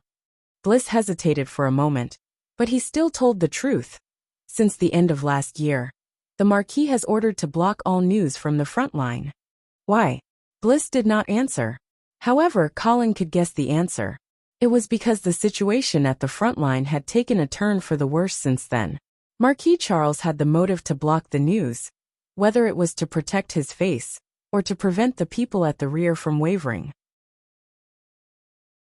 However, he probably did not know that such a move had indirectly caused the death of Colin's predecessor, Charles St. Hilda. Colin had already secretly bore a grudge against this name. Knight Colin, you should go back to the Kingdom of Grey Castle first. They need you there. Vera was obviously hearing the news for the first time. She immediately sympathized with Colin and wanted to persuade him to leave first.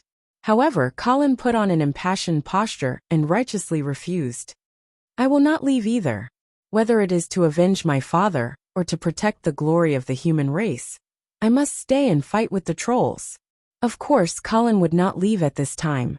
However, it was not because of any high-sounding reasons, but because he did not want to waste the blood of a high-level knight and mage. Colin. Vera's beautiful big eyes were full of splendor. You are a real knight.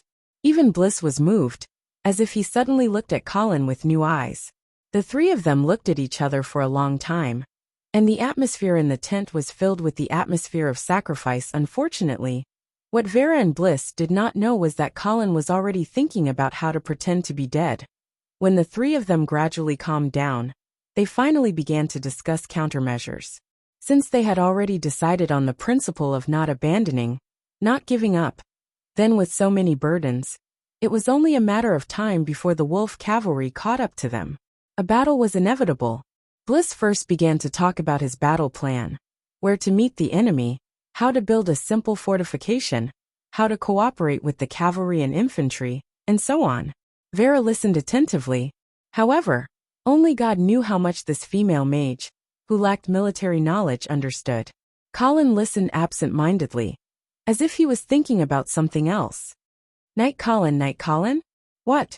Colin came back to his senses and saw that the two people opposite him were staring at him. Do you have any other opinions about this battle plan? Colin did not answer this question. Instead he said, Sorry, I was absent-minded just now. I was thinking that maybe we might be able to avoid this battle. Really? How? Vera asked hopefully. She did not want to be a martyr, unless she had no other choice. Moreover, the previous successful breakthrough gave her confidence and made her think that Colin might be able to create another miracle. Colin unhurriedly drew a simple map on the ground with his horsewhip, and then gently pointed at a bend in the river. We will hide here. That you're tuning in to the Li Mei's Wuxia Whispers YouTube channel. We're so grateful for your support, and don't forget to subscribe to join us on this incredible journey through captivating stories. Your generosity through donations truly makes a world of difference, as it's the primary source of revenue that allows me to expand and enhance this channel for you. Thank you from the bottom of my heart for being a part of this adventure.